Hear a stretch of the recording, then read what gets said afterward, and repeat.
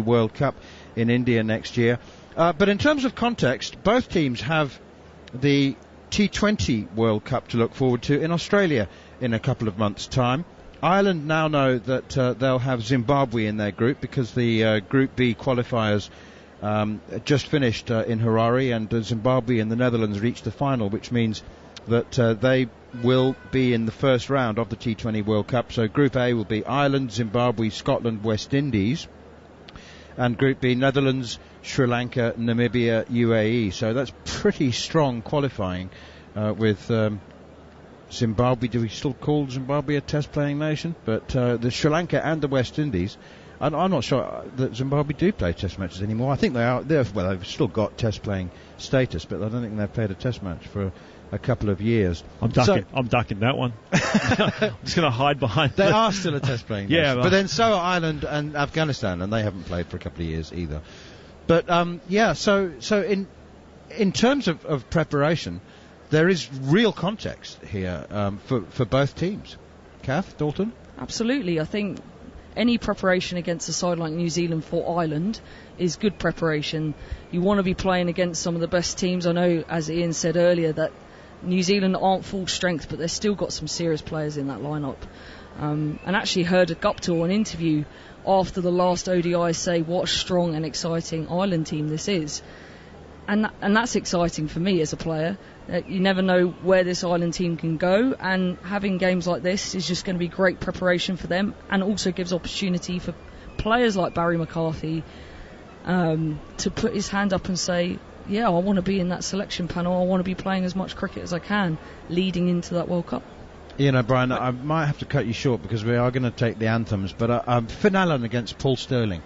I just loved the 100 miles an hour sixth gear players. Yeah, absolutely. And to see Paul Stirling after two failures, after two basically not getting in line and almost getting out of line to the full and straight, seeing Paul Stirling find some runs and a part of big partnerships and part of a good 100. Great to see. And Finn Allen, there's an article during the week about him trying to find his speed for ODI cricket. T20 cricket is completely different in terms of finding your speed, so I am looking forward to him at the top. And they get to bat first, New Zealand too, so it should be a fun watch.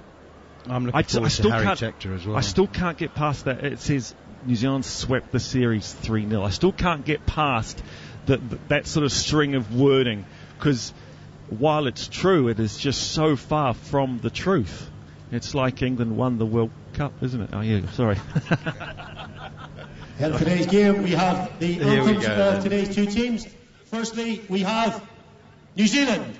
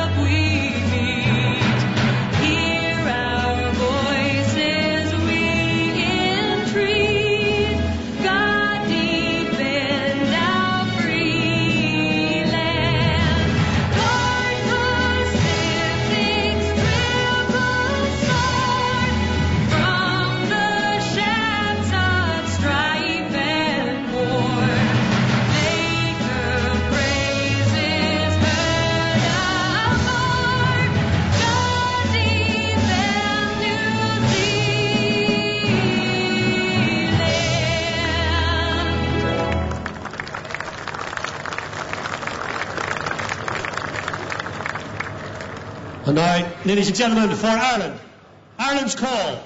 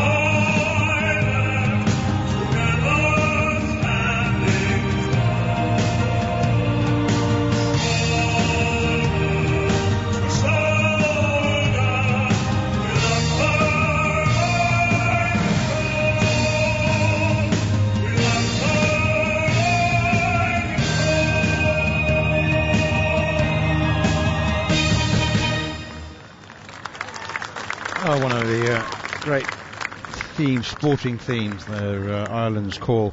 So, minutes away now from the start. Just a reminder that Andy Balbirnie won the toss and chose to bowl first. So we get to have a look at Paul Stirling and, beg your pardon, we get to look at Finn Allen and Martin Guptill taking first strike. And taking first strike in the commentary box for the first 5 overs, delighted to say, former Ireland international Kath Dalton is joined for the first time, not only today, but this season, by Guy Swindells.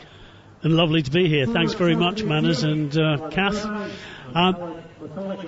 Mouth-watering, really. I've been watching the 3 ODIs thinking this is how it should be, and how wonderful that the game is opening up, that Ireland are now going toe-to-toe with New Zealand, and as we've mentioned so many times, could 1-2-1, and here they have the chance to do the same in the T20s. Yeah, definitely. This is going to be an exciting game. Hopefully we have another one of those close encounters that we've already experienced so far this Irish summer. And it just feels like anything could happen. It feels like the possibility of something exciting. So hopefully this afternoon we're in for an enthralled encounter, Guy. Well, it's being played in the shadow of the Northern Irish Parliament in Stormont. So it'll be interesting to see the debate that goes on between these two teams in cricketing terms. You can actually, from the top of the Parliament building, see the cricket ground. So if anybody was actually in there doing any parliamenting, they'd be able to see the cricket currently being playing in front of us. And to open the batting, the familiar figure of Martin Guptill, and the exciting figure of Finn Allen, who's played just 6 matches, a strike rate of 190 in those 6 matches. So I don't think Finn Allen's going to be hanging around, Gav. No, that's not his MO, is it, Guy? So Finn Allen's going to go for it, I reckon, from the get-go. And Guptill off a lovely 100 the other day, in good form. As we mentioned, Paul Stirling, similar form earlier on, and this is going to be a challenge for Craig Young opening the bowling here, but he's grown into this series so far and has learnt a lot, I think, over the last couple of games at ODIs, and has adjusted his bowling accordingly. So I'm looking forward to this battle that we're about to see in front of us. Absolutely. Well, Craig Young, an economy rate of under 8, which at this level is always a plus, and he is going to open the bowling for Ireland, and it will be Martin Guptill who will face the first ball. Young right arm over, and that's punched away. It's short and is immediately clubbed to the mid-on boundary. I think he was looking slightly to maybe hit it slightly squarer, but toe-ended it most effectively, and I think we can see which way this is going to go this afternoon, Kat. Yeah, that was a genuine loosener, I think, is a polite way of putting it. Absolute loosener into the middle of the pitch and just dispatched by Guptill. Can't be bowling there. Needs to get his length a lot fuller here, does Craig Young. Well, Young, welcome to the ball game, and that is a much better delivery. On or around off stump, just short of a length, punched into the covers, and there is no run. So quickly learning his lesson on this occasion. Yeah, much better length there. And we saw in the ODI series the ball did shape around a lot, and in the T20 internationals against India, when the bowlers got their seam position right, it did swing around. So if he can get his lengths right early here, he'll be able to maybe extract anything from this pitch. It does look a good pitch, however. It does look like a batter's paradise out there so far. Yeah, Young in again, and that's on leg stump and just turned around the corner. It should only be a single. Nice bit of fielding in the end, and they do keep it down to just the one, but just straying a little in line. Young on that occasion, but gets away with it. Guptill just looks like he's got a lot of time, and good players always look like they've got a lot of time. He's obviously in good form, seeing the ball nicely, but Young not started the way he would wanted to, and that's the key. You need to start well, I think, as a bowling side, and put pressure on these New Zealand players from the get-go. You can't just give them freebies and let them see themselves in. Yes, an experienced player, of course, 32 years old. He's played 50 T20s for his country. Craig Young. now comes in again, and again it's on or around leg stump, but seemed to crank up the pace a little on that one, and it's on Finn Allen before he was really prepared for the shot, and he gets away with that one. Yeah, 128 kph that ball, still straying a little bit onto the pads there, so you want to be getting his line a little bit more outside off stump. It did nip back a little bit, but not a huge amount. Again, just wrong line, I feel, from Young here. Well, it could have been a way more expensive over than it has been so far, as Young is in again, and that is pitched up almost Yorker length. It's a good delivery. A little bit of swing there, and has to be dug out. There is no run to mid-on. And we see how effective Yorkers are at the back end of T20 cricket, but they're also massively effective at the start of T20 and ODI cricket. It was Mark Adair who got 2 wickets early on in his spell in the second ODI with 2 wonderful Yorkers. So Yorkers are a good way to go if you're struggling. Well, certainly that was the thinking behind Craig Young, you would have thought's 5th delivery, and it is an excellent Yorker length dot ball, so important in T20.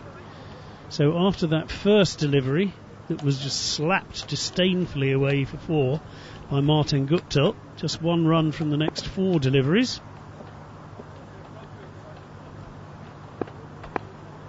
Slight delay as we wait for the final delivery. Comes now, and it's a swing and a miss. The ball wasn't there for that particular shot as far as Finn Allen was concerned. Trying to swing across the line to a ball that pitched just outside off and was moving away.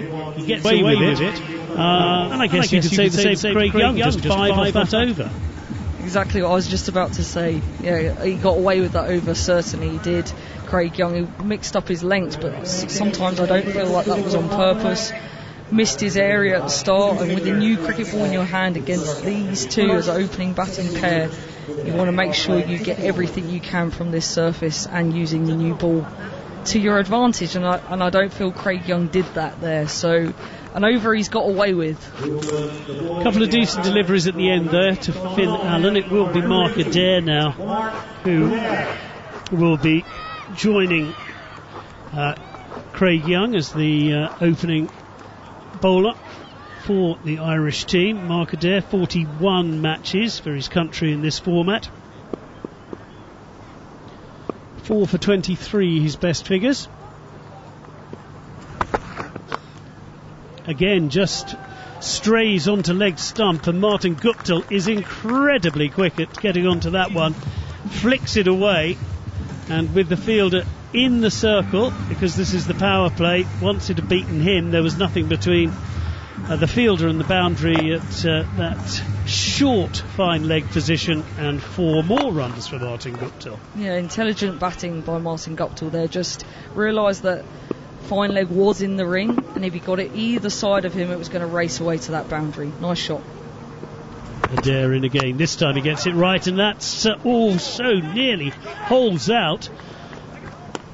In the end, he survives, but he almost chips it to mid-on, and it bounces a couple of yards in front, but it was certainly there or thereabouts. It was a good delivery, and Guptill trying to smash it across the line, just very nearly held out, but got away with it. Yeah, he felt like that could have just fallen into Little's hands there, and Ireland would have had their first wicket on the board. Just a mistimed shot by Guptill. He's probably looking to punch that more through mid-off rather than the splice through mid-on, which he got. So mistimed, but so far he has timed his shots, so it's just, one of those things that can happen to you as an opening batter, and he's got a life there, I feel, Guy. He has got a life. I think that's absolutely right, Kath. Now it is the turn of Finn Allen to get himself ready to face. Again, it's leggy, and this comes off the pad and will be 4 leg byes, but once again not the right line. I guess Finn Allen will be disappointed that he didn't get a bit of bat on that, but 4 runs anyway to the total will make that slightly easier to take as far as the New Zealand is concerned. As a batter, you always want to get just something on that, so it goes to you, but not a good delivery by Mark Adair. Needs to adjust his line here. Yeah, a couple of down the leg side, that's much better. On or around off. Nicely played in the end by Allen, who gets off the mark. He moved swiftly across to off stump and turned a delivery outside off stump into the leg side, where there was plenty of space to trot through for the single, and Allen is off the mark on the 5th ball that he has faced, and the score goes up to 15 without loss now, and this turning out to be a slightly more expensive over as far as Adair is concerned. 10 runs from it so far and still a couple of deliveries to go. It is a beautiful ground surrounded by trees in Belfast, and a decentish crowd as in again comes, and they go for a very quick single. In fact, I was expecting them just to accept that there was no run there, but they took Little by surprise, I think, at mid-on, and they race through for a single and take the score on to 16. Beautifully run. Guptill straight away said yes. Yeah, shouldn't have been a run in the ring there by Little. He'd be disappointed with that. That's what you don't want to happen, is early singles. There's not been great bowling so far by Ireland, and in fact, had Little have hit, he would have been long gone, Guptill. So, but that's not a run. That has to be an opportunity taken by Ireland, and they're just lacking a little bit of intensity so far, Guy. Yeah, when I saw the shot, I wasn't even thinking they were going to run for that one.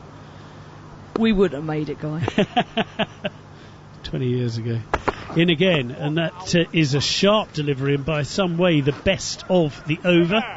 It spits off a length. In the end, he did very well, Finn Allen, to keep the ball under control, but no chance of a run. Still 11 runs from the over, and after being put in, New Zealand pretty comfortable, 16 without loss. Martin Guptill 11 not out, and Finn Allen 1 not out.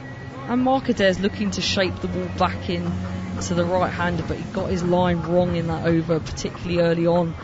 He strayed far too much down the leg side, and that just made it easy for these two New Zealand batters just to pick off that line. So you need to make sure that you're hitting that top of off stump, 4th stump area.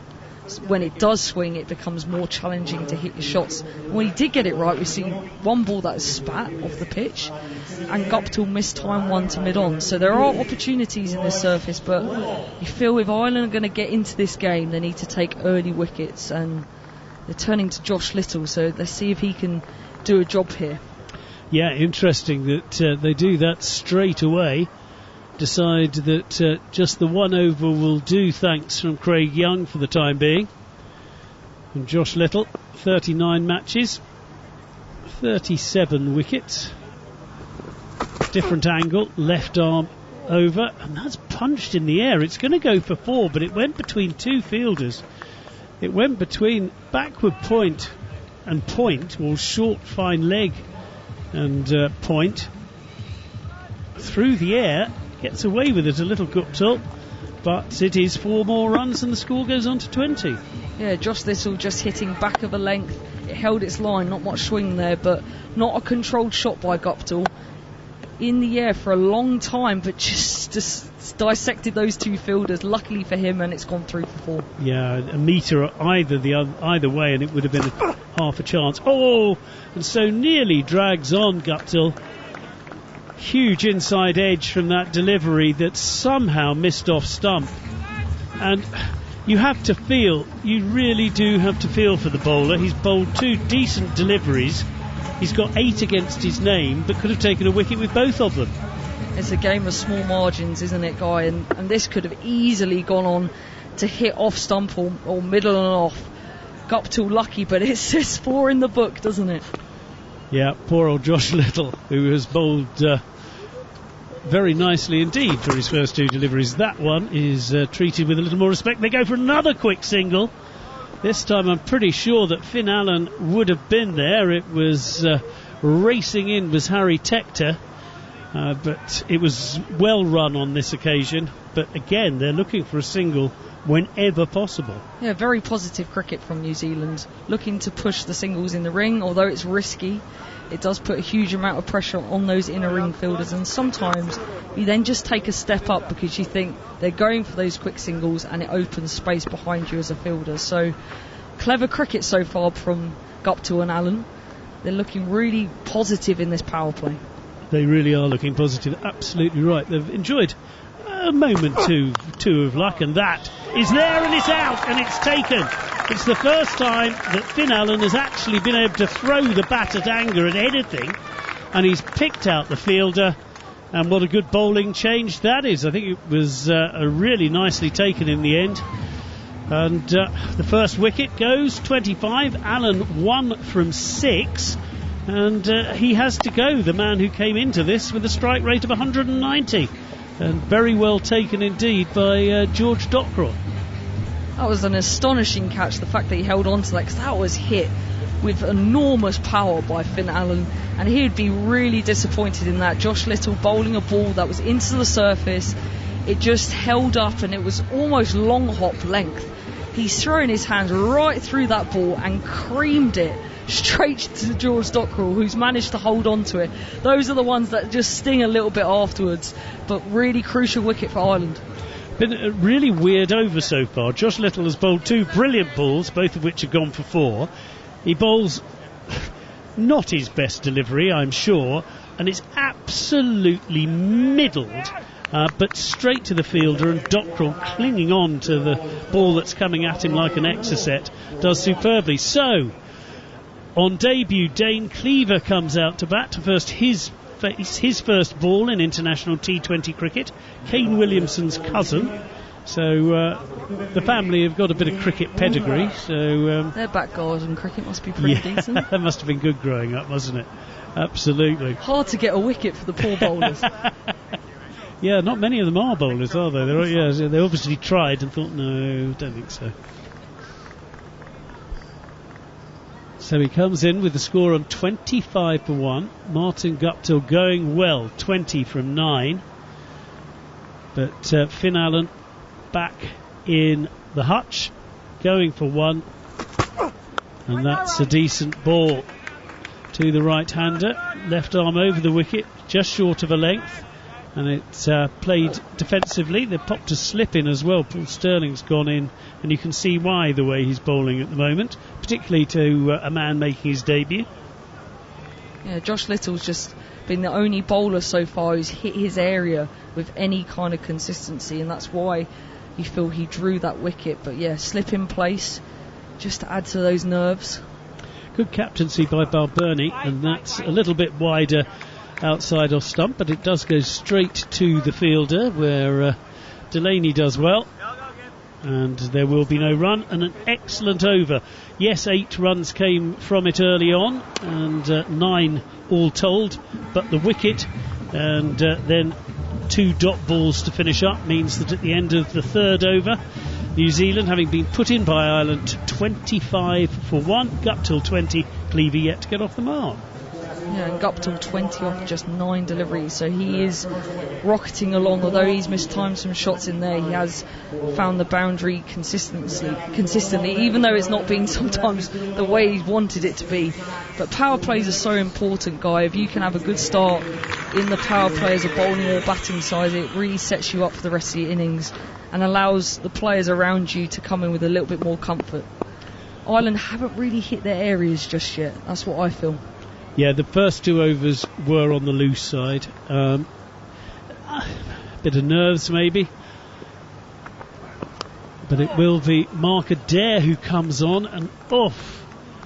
Well, that's no luck at all as far as the bowler is concerned. And not for the first time in his innings.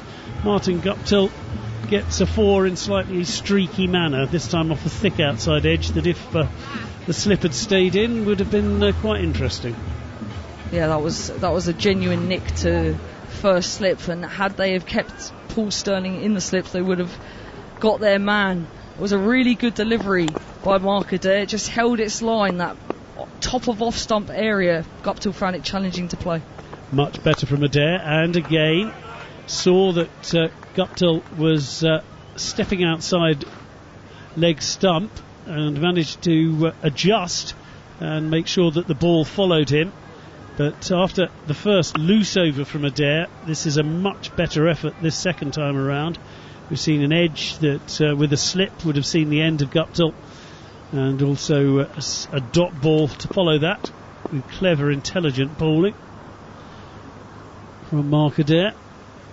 And he's just put mid-off back because he's seen Guptill make room and look to target straight, so he's put mid-off back. Clever move. And again, it's gone straight up in the air. Is there a fielder there? He's come round and he's taken it superbly. And he's had to go. It was Curtis Kampfer who came in. He'd just been put back on the boundary. He had to race in a good 15 metres or so. He took it very low down, but the wicket has gone. Guptill's gone for 24 from 12, a streaky 24 at times.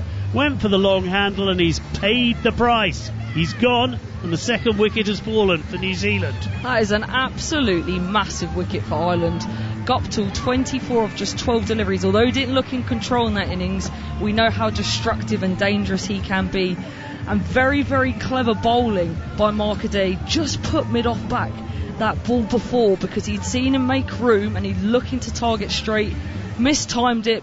Bat wasn't quite the way it wanted to be in his hands. It almost fell out of his hands as he went to hit the shot, and a really good running catch on the boundary as well. So crucial wicket for Ireland. 2 decent catches then from Ireland so far means that both the New Zealand openers are now back in the hutch. Excellent work from Adair, who after by his standards a very disappointing first over has bounced back superbly with this one. And the decision to put New Zealand in at the moment is going Ireland's way. And it's Glenn Phillips who is next to the wicket. 36 matches for his country. Decent record as well. It's down the leg side. This will be a wide. There's a shout for caught behind. Sometimes I feel that if people do have a little bit of a flash down the leg side and you bowled a wide, it's always worth appealing just on the off chance that the umpire forgets to give it, but certainly that wasn't going to happen. I think that was more in hope than anything else. I think it was a very definite wide, however. Again with that angle in from Markaday, he's got to use that to his advantage. He's bowled some good deliveries in between some not so good ones so far. And that's it again. That's played out into the leg side. They go for a quick single, and Adair and Cleaver nearly collide. They've been watching the rugby. They have been watching the rugby, except he'd have been yellow carded for barging without using his arms for the tackle on that occasion. But will get away with it on this one. And all done in very good humour as well, which is always good to see. Those moments when trying to run round the bowler can prove tricky and a little bit fiery on occasion, but on this one, both batter and bowler very happy with the way things have gone. They did manage to skip through for a single, and the score has gone on to 31. And Adair in again. And that is pushed out into the offside. There is no run. That was a great area to bowl. That's that back of a length with a little bit of shape in, as I said before, that he's getting. That's exactly where he'll be wanting to bowl, to 2 new batters at the crease under pressure. Although they got 31 on the board, it hasn't been massively convincing from New Zealand so far. And these two will be feeling that pressure. Phillips got a decent record though. His strike rate of 140. He's got 100 at this level as well in his 35 matches. Adair in, and that's tucked away. And will this be a first single for Cleaver? Well, after a bit of an overthrow, yes it will. So trotting through for his first single of his career. Off the mark, and at the moment 32 for 2. Phillips has 1, Cleaver has 1. Yeah, you feel that Ireland haven't really hit their lengths either. It's been a bit of a mixed bag from both teams. We've seen some good cricket shots, we've seen some good deliveries, but we've seen a lot of sloppiness from the Ireland side in particular in the field. Runs in the ring that shouldn't have been runs, overthrows there, and some bowling that I've not seen so far this Irish summer. They haven't bowled with this much kind of erratic bowling. They've been a lot more consistent than this. So yeah, I was just wondering why that might be the case, Guy. Yeah, it's an interesting one. It is about 27 degrees, so it's a bit hotter than Belfast is normally. There's also been the back of those 3 staggeringly good ODIs. It's a new pitch, a new ground after the 3 games in Dublin. They're now up in Belfast. But yes, it's been a scratchy but entertaining start to this match between these two sides. We've seen streaky 4s, edged 4s, leg byes. We've seen leg side bowling. That one will go for no run on that first ball of the latest delivery from Josh Little, as that's played out, no run. And also we've seen things slow down a bit in the certainly since Martin Guptill got out. It certainly has. These two might want to hit the accelerator as soon as we're coming into the last 2 overs of this power play phase. Little again bowling nicely on or around off stump, a little bit of late swing. It's a nice shot though by Phillips, who plays it out to the sweeper out on the cover boundary, and they go through just for the single. For a moment Phillips thought about a second, but as Cleaver had his back to him, understandably that wasn't going to happen. And the boundary sizes here aren't big, so you're going to get value for your runs if you get yourself in and you hit good cricket shots. I think that's what this pitch is warranting for, playing really good cricket shots, and you will get value for your runs. That's dabbed into the offside by Cleaver, and there is no run. There's a little bit of a shy at the stumps that just goes over it, but Paul Stirling is there to ensure no more overthrows are taken. We've already seen 1 overthrow so far in this innings.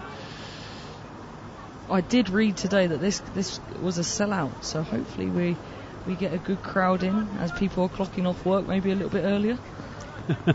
Well, on a day like today it's quite tough to stay in the office, isn't it, to be honest? I can imagine. Well, halfway through the 5th over then, as Little is in again, and that's decent delivery and well disguised short pitch delivery that's given us a wide, presumably by the square leg umpire. And I feel a bit for the bowler in those circumstances. It was a clever piece of bowling. He wasn't expecting it. It surprised him, but was just that fraction too high. And now looking at the replays, you can see, well, I don't know, he was sitting on the ground when the ball went past him. Yeah, maybe just a little bit too high, but I do like that aggression from Little. He's trying to mix up his deliveries. Bowling a bouncer always gets a batter on their toes, so good aggression so far from Little. He's looked the pick of the attack so far, that's for sure. Josh Little, the left arm seamer in again, left arm over it. Miss-hit up to mid-on, and there is no run. And at the moment, Dane Cleaver's struggling to keep the scoreboard ticking over as he would like at this stage. Yeah, it could be a little bit of nerves when you are on debut. You do get a little bit nervous. So as he settles, as he faces more deliveries, he might just come into his own a bit more.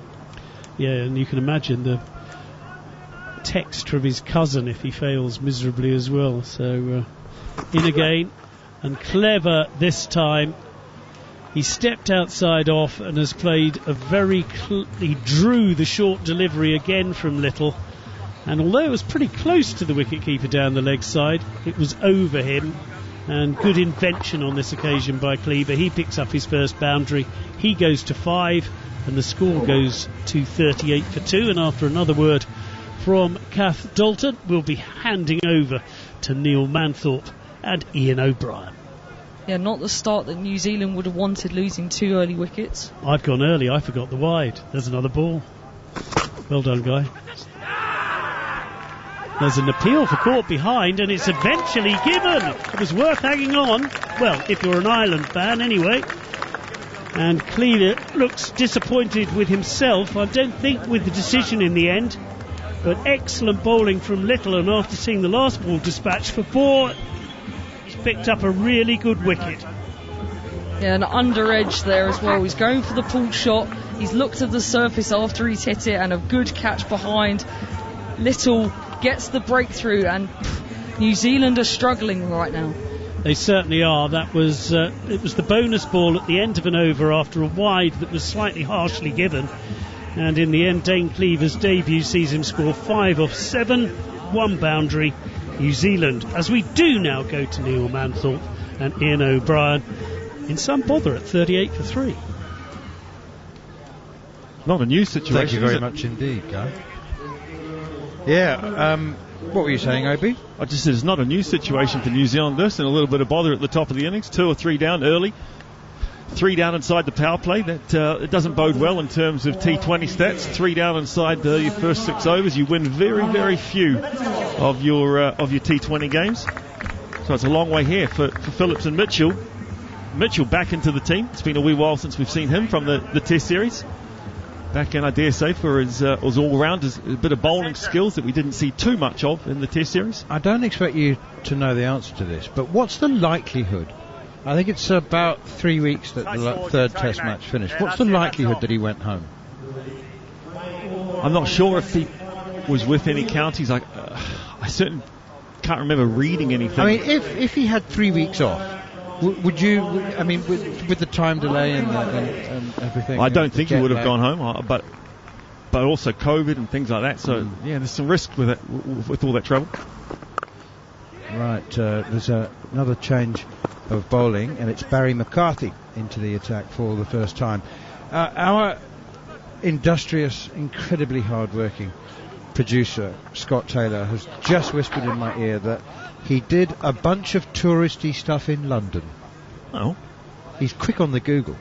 That's as good as it gets. Like I said, I didn't think I had seen him sign with any county in that short term, especially after, which is a little surprising in terms of how the sort of overseas come and go now throughout the county season, and the prolific sort of nature of his run scoring with the keeper, wicket keeper, help me out, New Zealand wicket keeper, the only two that scored runs in the Test series.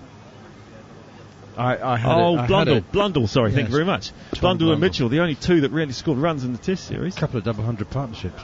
Here's McCarthy in once again, and right across onto off stump goes Darryl Mitchell, clips it away off his pads out towards deep backward square leg. So obviously there was an interview with Darryl Mitchell that Scotty Taylor, our producer, has seen, and I'll give you one guess about what that touristy stuff included. A trip to Lord's to see his name in gold on the honours board. Oh, what a treat. What an absolute treat, mate. Oh, that's wonderful. He wears number 75. I wore that for a little bit of my career, number 75. That was the milligrams of the anti-inflammatory that actually helped me get through a lot of my career. I'm surprised they didn't retire the number after you stopped playing. Oh, come on. Easy. No, I enjoyed the 75. That was, it was a little tip. Yeah. Here's McCarthy. Slower ball Yorker. Love that delivery. And it's what I reckon one of the hardest to bowl. But what would I know? You would know a lot more than me. And he lands it perfectly, right up in the block hole. Has landed that nicely, sort of the top spin, the drop that he's got on the ball. Element that the elbow, to get that how it does, I'm not saying there's an elbow bend, but you've got to get right over the top of the ball to get that top spin. He's bowled it well. And just going on the bowling, looking at the Irish bowling so far in this T20, they've banged away. They've hit that sort of pocket of the New Zealand top order. The pocket just on that thigh pad, the pocket area, which is quite hard to get away. McCarthy in once again, and this time it's just punched off the back foot out square of the wicket towards cover. Fielded by Harry Tector. Another single, 41 for 3. We've watched them hit the deck a lot. We've watched them bang away, and that says to me that there's just a little bit of extra bounce in the pitch. They haven't had to change their length. They haven't had to go to slow balls or slow ball Yorkers too often. While you can't get, you don't want to get set in just bowling back of a length, because the New Zealand batters are walking up and down the wicket a fraction, just trying to disrupt that. But the Irish bowlers have stayed hung really tough, bowling back of a length, keeping it tight into leg stump, sort of off stump at most, and it has made scoring traditionally quite difficult for the New Zealand top order. Here's McCarthy to not completely over. It's fifth delivery, chucked off his pads out towards deep backward square leg, and they go through for another single. It doesn't seem awkward bounce, but the bounce just seems a little bit harder to deal with than we saw back in Dublin. It's it's not slow. It's certainly not a real genuine pacey wicket, but I think T22 and T23 will be quite different scoring affairs from this one, just looking at the wicket today. And he does complete the over, Barry McCarthy now, and fields off his own bowling as it's pushed straight back to him. He swivels and throws at the non-striker's end just to keep the batsman honest, Daryl Mitchell, and he doesn't hit them, and it's the end of the over. 6 overs gone then, power play is done and dusted, 42 for 3. It was really interesting what you said about the percentage of games won and lost if you lose 3 or more wickets inside the power play. Because teams are learning how to come back. It used to be as high as just under 80%. Yeah, that was, I think, 3 years ago. If you lost 3 wickets in the power play, I think almost done. I think it was. I think you're right. It was about 80%. It's come down to 65. And that's exactly where I was going to go. Thank you for bringing that back up. Yeah, teams have learned. Teams have worked out how to make that work.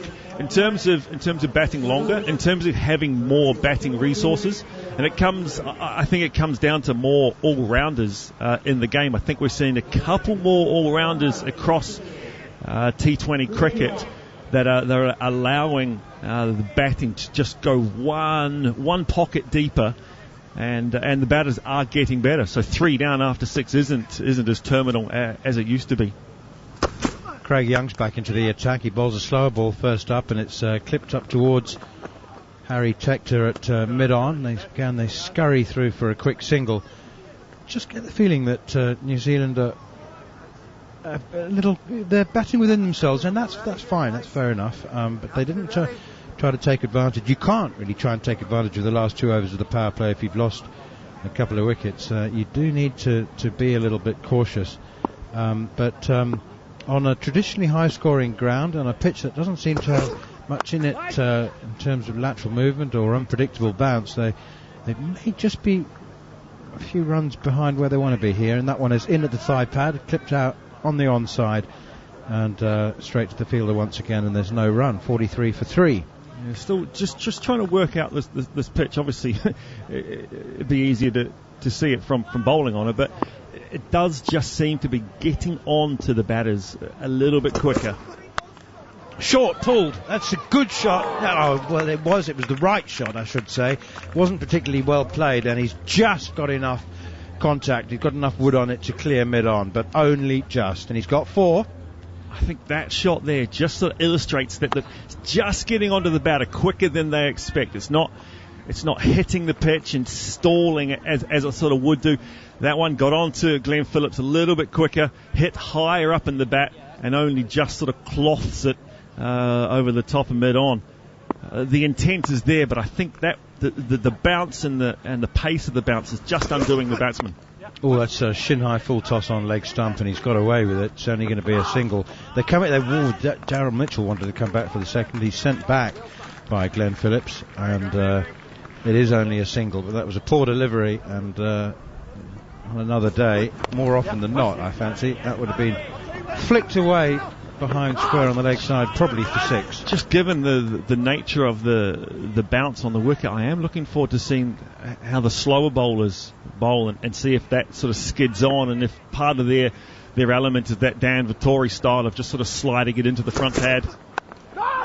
Pushed away again, defensively, predominantly out towards mid-wicket. Mark Adair fields, and once again there's no run. Just coming towards the end of the 7th over, New Zealand losing the toss and being invited to bat first. Not that it was an invitation they could refuse. Glenn Phillips, 9 off 11 balls, and Daryl Mitchell has 3 or 4. They're both capable of very, very rapid scoring, of course. So they were. That's short and hooked away out towards deep backward square leg. Nicely fielded by the tumbling Gareth Delaney on the deep backward square leg boundary. Might see some leg spin from him later. Genuine size boundaries as well, which is great to see. So the boundary down there, and they've bowled to it. They've used that deep, long boundary to their benefit. Good short ball pulled away, and there's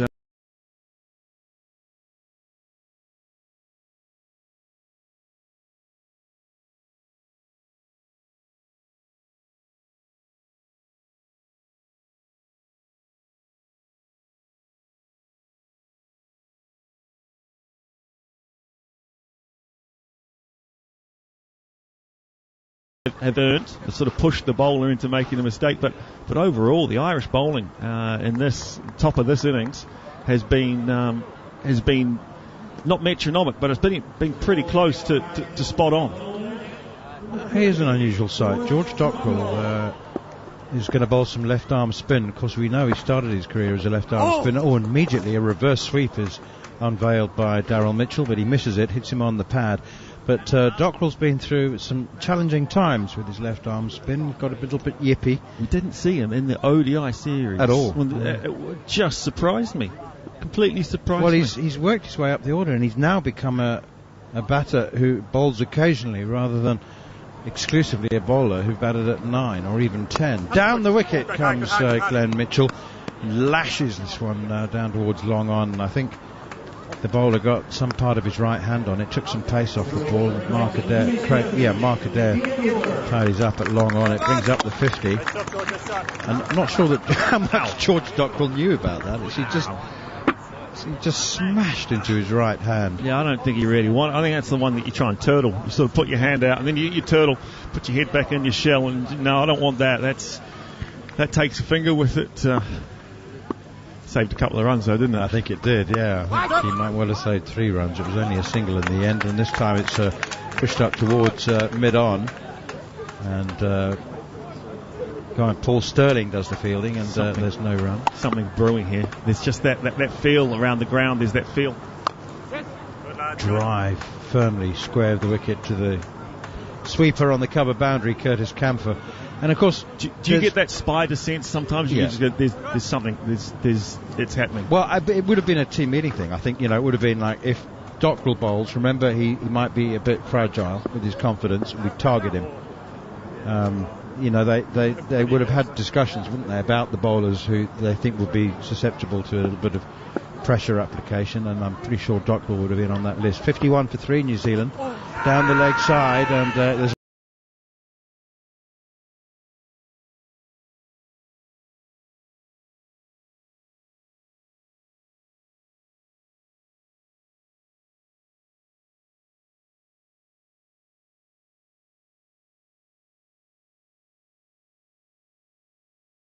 optimistic appeal, to say the least.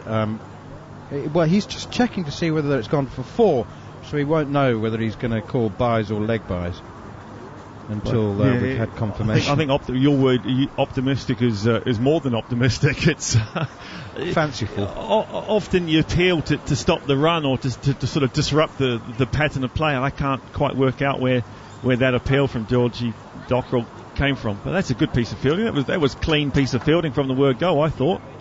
Not a problem. And the ball did flick the pad, so leg buys confirmed by umpire Rolly Black, but it certainly wasn't going to interest Hawkeye on ball tracking, that's for sure. It's heading down the leg side all the time. Dockrell in with a dot ball as he completes actually an extremely tidy over. Now there were 3 leg buys in it, but just 2 runs off the bat, so that's an excellent over from George Dockrell. And after 8 overs, New Zealand are 53 for 3. That gives me more sort of food for thought as to where he was in the ODIs. The left-handers, the left-arm bowlers have just taken so many wickets against New Zealand in Dublin, and New Zealand left-handers had taken wickets there as well, and I just find it absurd that he didn't even bowl 1 over certainly in the first 2 games, and then in that high-scoring third one. But nice start from him. Yeah, 2 off the bat and 3 leg buys, but clean and did a really job. Now here is their talisman, isn't he? Curtis Camphor. Yeah. Catch on to take the first wicket. The run out for the direct hit from 50 yards. Camphor in then, right arm over the wicket, and it's pushed out towards Dockrell at cover. And once more it's another dot ball. Yeah, the Guptill dismissal, 24 from 12, and he's just always in the game for Ireland.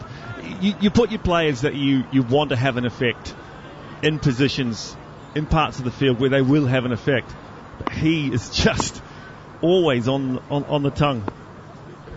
Camphor once again up to the crease now. Ball short, top edge pull. It's gone up into the air. There's a man running in from deep square leg. He takes the catch. Josh Little.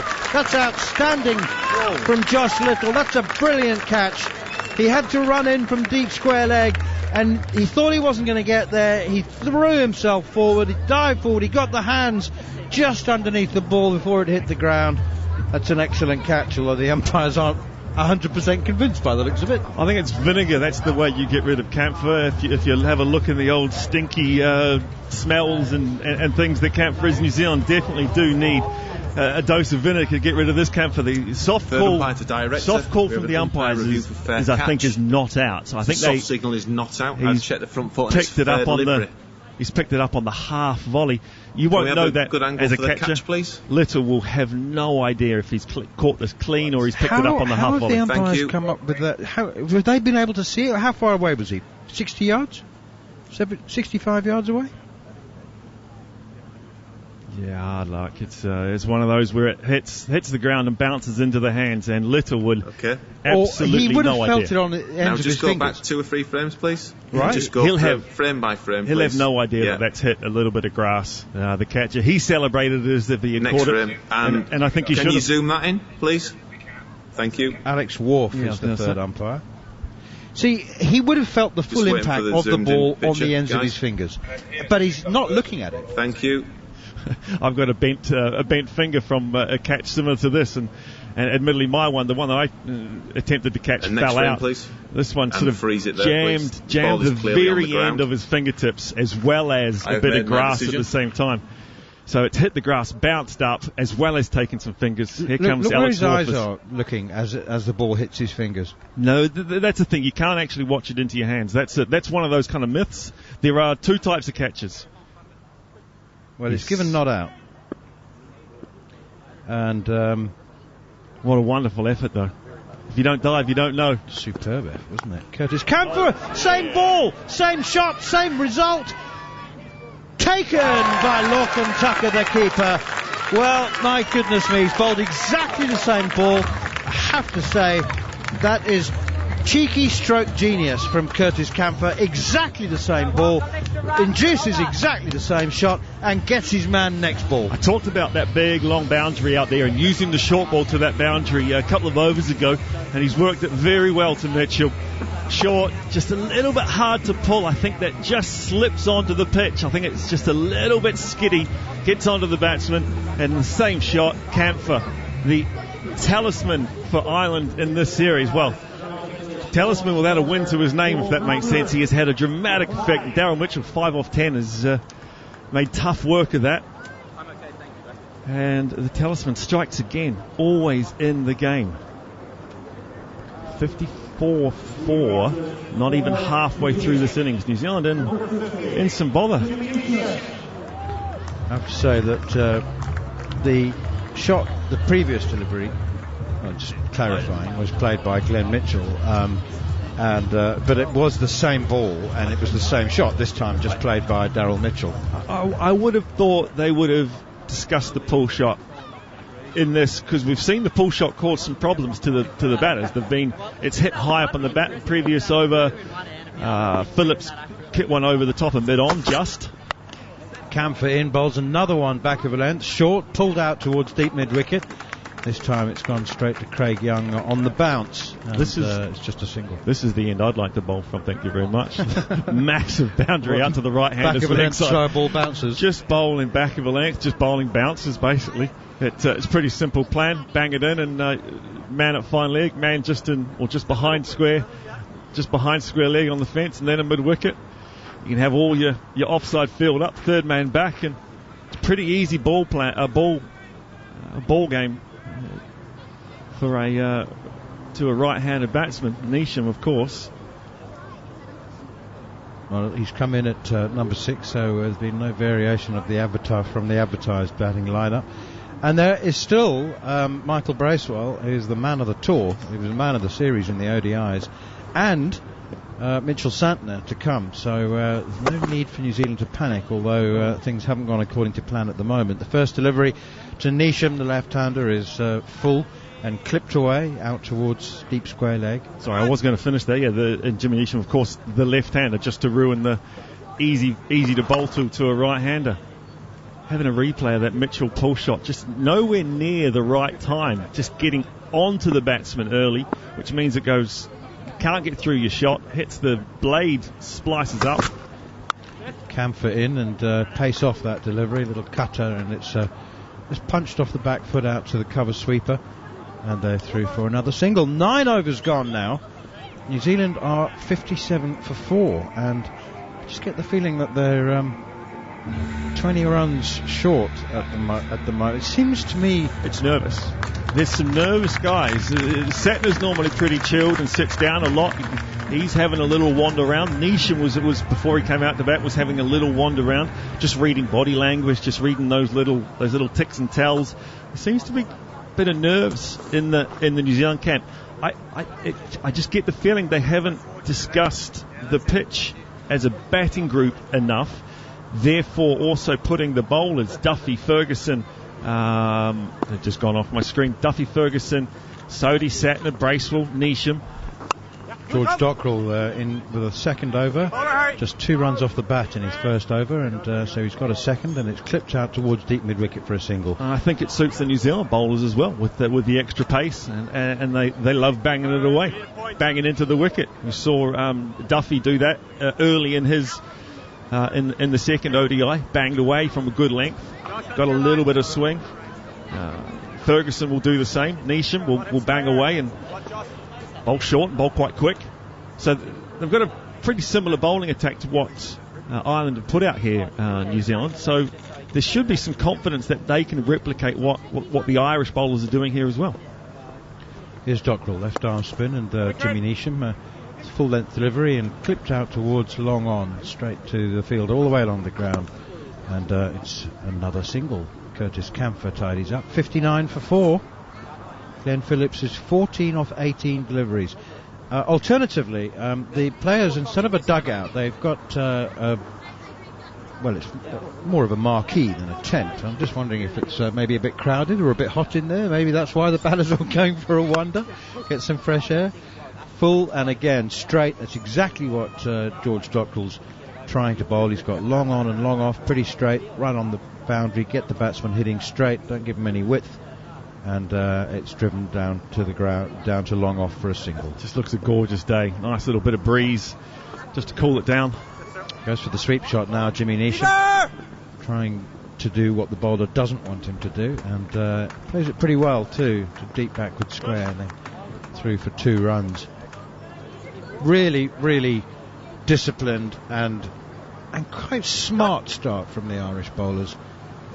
We thought that, or at least you thought, Ian O'Brien, that they made 1 or 2 questionable decisions at vital times during the ODI series, but they've made a really good start. Single off the inside edge to Paul Stirling here. They've been smart, haven't they? I think they've read the surface pretty well, and there's an element that it suits. It seems like an easy wicket to bowl, and you just bang it away, away, and hopefully it skids on. Dockrell in again and clipped off his pads once again through square leg, and they'll come back for 2. That's good cricket, good running, and deliberately played with soft hands by Glenn Phillips, so that it didn't go quickly to the fielder and they could come back for 2. 10 overs gone. New Zealand put into bat. 65 for 4. More from Ian O'Brien, and then it'll be Guy Swindle. Yeah, I just think that it's a pitch where the phrase, where I like to use the phrase bowling dumb, and bowling dumb is actually the smartest thing you can do. You just run in and bowl the same ball over and over and over again. That is the hardest thing to do. So bowling dumb is actually harder than bowling dumb sounds. It looks that way from the top, that Ireland have banged it in and asked the pitch just to do a little bit of problems. Not a bad pitch to bowl on, Kath. No, it doesn't seem to be. I wonder if you ever bowled dumb, Ian O'Brien. I'm sure you did. I'm sure that was your go-to.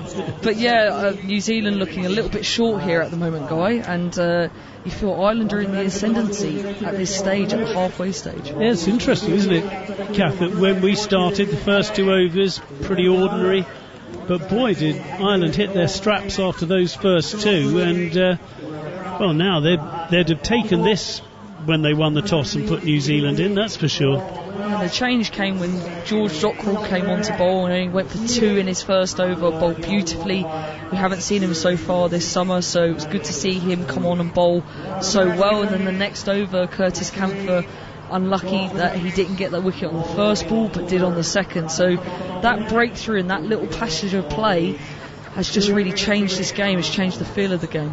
Yeah, I thought Campher's over was superb, and you had that bit of bad luck when it just fell fractionally short of the fingers, though it was so close and they kept showing the replay.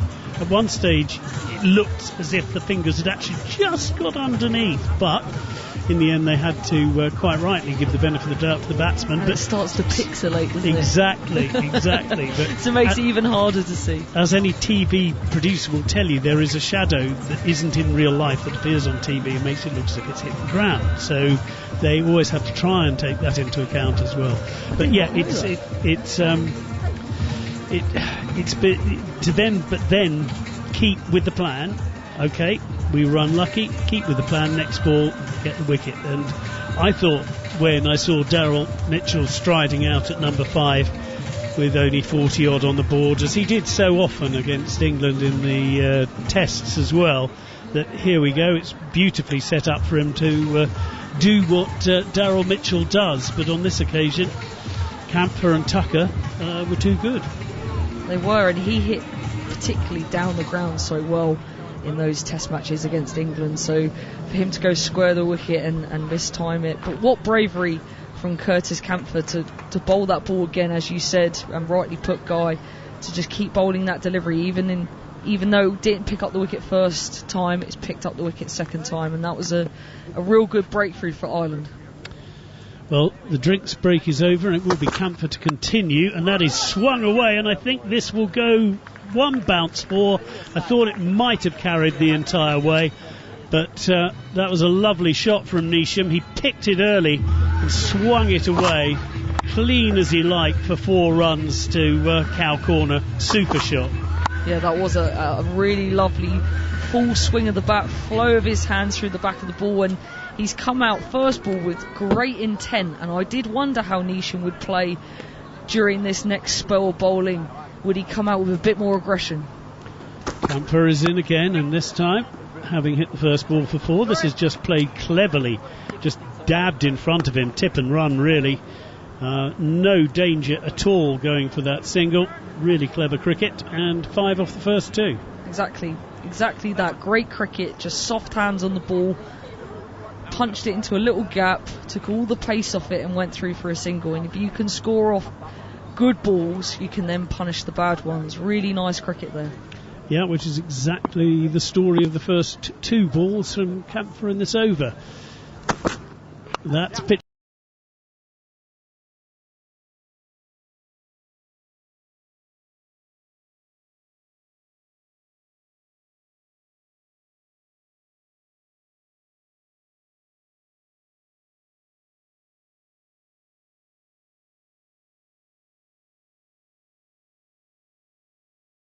That has been so successful for him during this series. That off-cutter has caused batters a lot of problems. In again, right arm over to the left-handed Neesham, who smashes him again, but didn't time it, and in fact he got a bit lucky, I think, on that occasion. It fell safe. I'm not sure Delaney picked it up particularly, and neither did the. So it's going to be quite an interesting one to see the replay on that, because I don't think Neesham meant to hit that ball there at all, and in the end at mid-wicket it was eventually picked up. Campher in again, and that's a good full-length delivery that's dug out very well. And almost a crowd catch. They're the classics. Absolutely, yes, the voices of small children who hadn't spotted that it was a bump ball heading back to the bowler. Not just small children, I'm sure I've done it.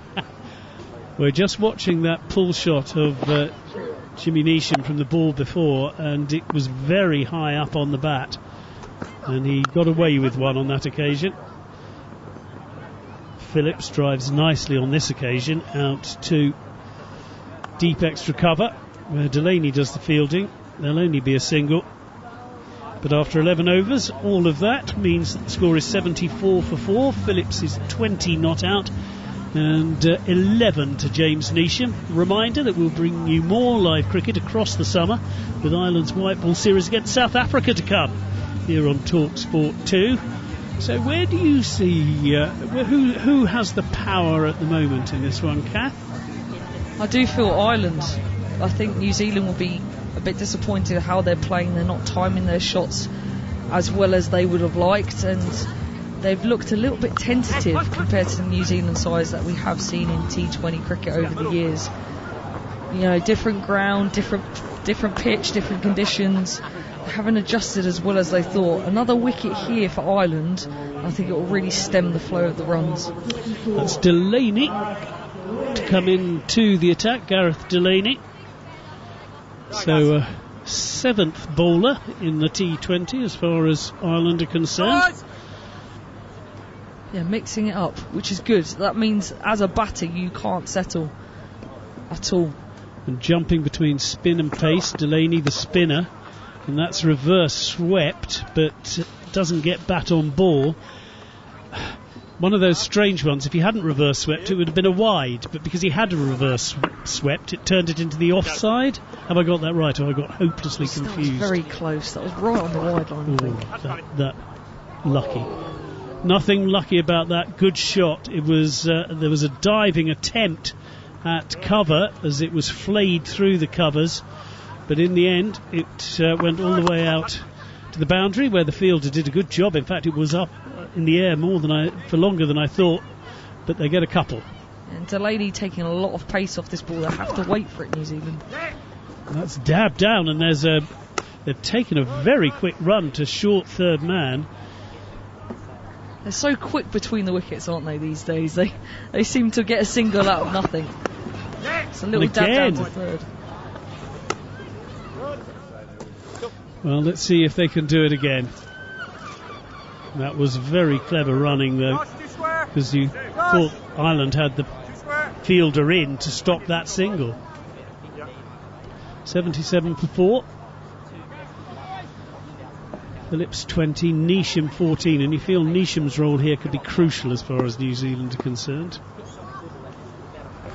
There's Phillips facing, though. Oh, and there's a big shout. One of the more optimistic LBW shouts I've seen, considering it pitched on his foot about 6 inches outside leg stump. But it was a good ball.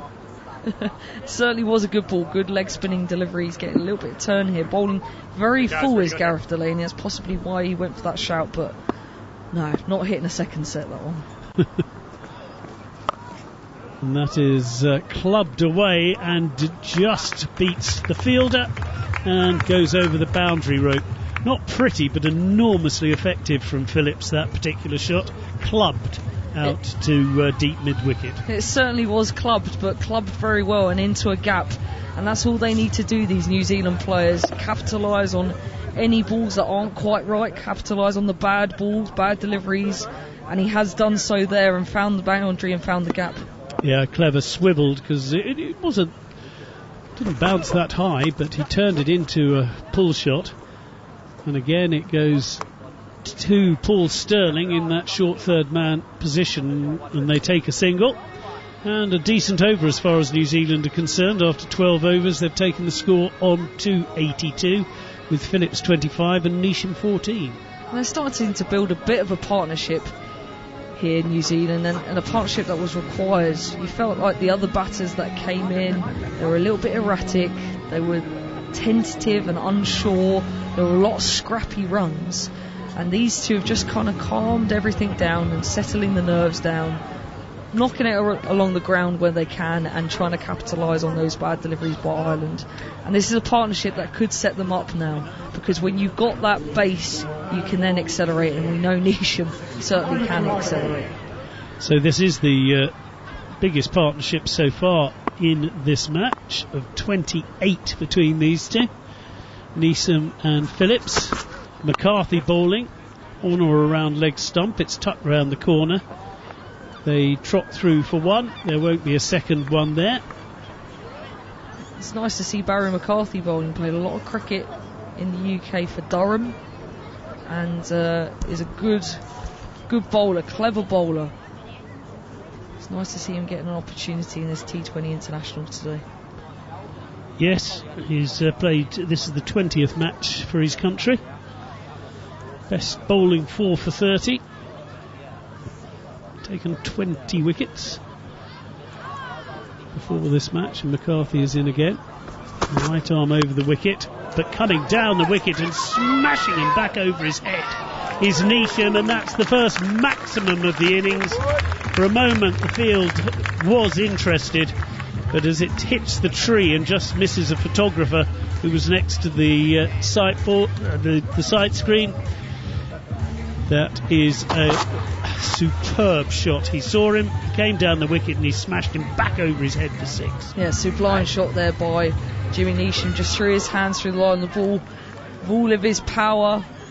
He's just hit that dead straight towards the sight screen, and it's gone all the way. Really, really nice cricket shot. McCarthy is in again, and that is toe-ended up to mid-on this time, and not middled. The poor fielder with that 6, someone actually asked the fielder if he could have a selfie while he was trying to get the ball back from the tree, which was perhaps mistimed Yes. request. Slightly wrong timing there by the fan in the crowd. Yeah, Neesham didn't, they're just showing replays of the 6, and Neesham didn't middle it, but he still got it to go over the boundary for a maximum. 90 for 4, McCarthy in again. Oh, and that's a decent shortish delivery. That is the one bouncer for the over, but on another day that just brushes the gloves and goes through to the keeper. Clever bit of bowling. Yeah, great bouncer, really good bouncer. Got it in that area. It's awkward to be able to get your hands through the line of it and hit, and that could have just caught a glove. It could have. It was a really good bouncer, but only 1 for the over. That's the frustration for a fast bowler. Yes. You're only allowed to bowl 1. You got to make it count, guy. And he very nearly did, but it's into Phillips again now, McCarthy, and that's well bowled. This is a decent over. I know he's gone for 6, but that was much more to do with the batting than the bowling, and he's kept the pressure on these two batsmen with every other delivery in this over. So good from McCarthy. He's bowled some deliveries cross seam, and that's interesting because if you hit the seam it can bounce a little bit more. If it hits the leather it can skid, so he's trying to use that to his advantage, and he's held some seam up as well, so just mixing it up, and that's the key in T20 cricket. If you can mix up your deliveries, keep the batter guessing. It's a bit of a cat and mouse game. It will be McCarthy, final ball of the over, and a bit more bounce on this occasion, and slightly surprises the batsman, but Phillips manages to place it up to mid-on, but they can only take a single, so McCarthy's 2 overs have only cost 13, and that did include a 6, so you can see how well he bowled the other 11 deliveries, and New Zealand have taken their score onto 91 for 4 now after 13 overs. And the acceleration still needed, you feel, as far as New Zealand are concerned, though Neesham showing signs that could be on the way. It's just not been easy to score. It just looks so tricky out there. Even these two who have been in for a while, they've been in for a few balls, they haven't found it easy to just keep that going. We saw Neesham hit a missed time 6. It just shows you that the timing on this pitch is not easy. What do you think will be a good score here, Guy? Well, just looking, 170 would be a really good score, but I think 160 would be fine too. And even that's going to take some doing, because that's another 70 runs of 7 overs. And George Dockrell, who's bowled very nicely so far, his 2 overs have only cost 10 runs, is back into the attack. As my excellent captaining again, I have to say, from Andy Balbirnie, who has rotated his bowlers superbly so far. Dockrell is in. That's fetched a little from outside off stump, and it's heaved gently to mid-on for a single. And they've only bowled spin from this end. So when they have brought Gareth Delaney on or George Dockrell on, it's only been from this end with the shorter boundary to the leg side, so it has been a risk, but it's paying off. I feel that's potentially, as Ian O'Brien was saying earlier, the pace bowlers bowling with the longer boundary to the leg side and trying to hit a length. So good tactics here from Ireland. Home ground always helps a little bit. And that is mown away by Neesham, and that could go all the way. It goes through the fielder, who's skidded. I felt for him a bit. He was just trying to slide in for the save, and the bottom leg went away, and the ball went away also. Fetched from a long way outside off by Neesham, but he has smashed it through mid-on for 4 more runs, and Neesham beginning to time it at the moment. And the unfortunate fielder was Barry McCarthy, who couldn't stop the boundary. 100 comes up. Yeah, and that ball there, great reverse sweep by Jimmy Neesham. He's starting to use his sweeps really well. Two balls that have gone for 4, 2 consecutive boundaries. First, the normal conventional sweep, and this time using his hands, switching the bat over and hitting a really great reverse sweep through third man for 4. Superb play by Neesham, and bringing up the 100 with that wonderful shot. Second 50 coming off just 37 deliveries. Dockrell with a good reply though, pitches it up a little bit flatter in at the toes, and Neesham can't do anything about that, and it will be a dot ball. Yeah! Oh, and he's got him, I think. There's a little edge as Neesham tried to dab him down to third man. He's got a little outside edge. It was a very smart take by the keeper. Well played indeed by Tucker to take that one. And a 5th wicket, and the crucial one of Jimmy Neesham. He's gone for 29 off just 15, and the score is now 100 for 5. Yeah, Neesham just caught on the crease there. Didn't really get forward, didn't really go back. He was looking for that single down to third. Didn't time it, caught the edge. And here has to go, 29 of 16 balls, but well bowled by Dockrell, got the breakthrough. He did, bounced back well from seeing the boundaries being sent around the ground. Good from the wicket keeper as well. They're very sharp catches to have to take to the spinner, and you can tell the very good wicket keepers, and that was nicely taken. So Bracewell, Michael Bracewell, who will come out at number 7 with 6 overs and a delivery to go, and a bit of work to do as well. Phillips 28 from 31. He's now having to play the anchor role in many ways. Not a bad man to walk to the crease for New Zealand. Handy number 7. Yes, an outstanding number 7, and in top form as well, so this could go one way or the other. And he has. It's an interesting one, because this of course is his T20 international debut. Despite his wonderful record at 50 over cricket, and played in the Test series as well against England, and gets off the mark immediately by flicking the ball away to long on. They trot through for a single, and the score at the end of 14 overs is 101 for 5. Guptill gone for 24, Allen 1, Cleaver 5, Mitchell 5, Neesham 29, Phillips is still there on 28, and Bracewell 1 not out. And Ireland, just when they needed to, as that partnership looked as if they might be running away with it a little. 46 they'd added. Yeah, it did, and Bracewell, as I said earlier, not a bad player to come to the crease in this situation. 6 overs left, sort of freedom time for him, and we certainly know how well he can bat and how far he can hit a cricket ball. So he might be quiet for his first few balls, which we saw in the ODI series, but then, goodness me, can he accelerate. So dangerous player for New Zealand. Well, it's Josh Little who's coming in. He's bowled superbly so far. Josh Little, left arm round. That is leggish, but is only turned round 2 fine leg, and they'll only take the single. Yeah, it was a nice shot, just guided. Josh Little here is going to have to get his lengths right, but also he can't be too predictable against these two, otherwise they'll just find it easy to hit, easy to play.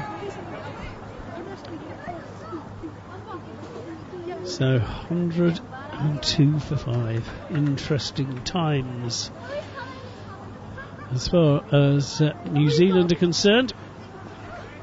If you're listening online or on your smart speaker but need to be on the move, you can listen to us on the free talkSPORT app, where you can swipe between both talkSPORT and talkSPORT 2.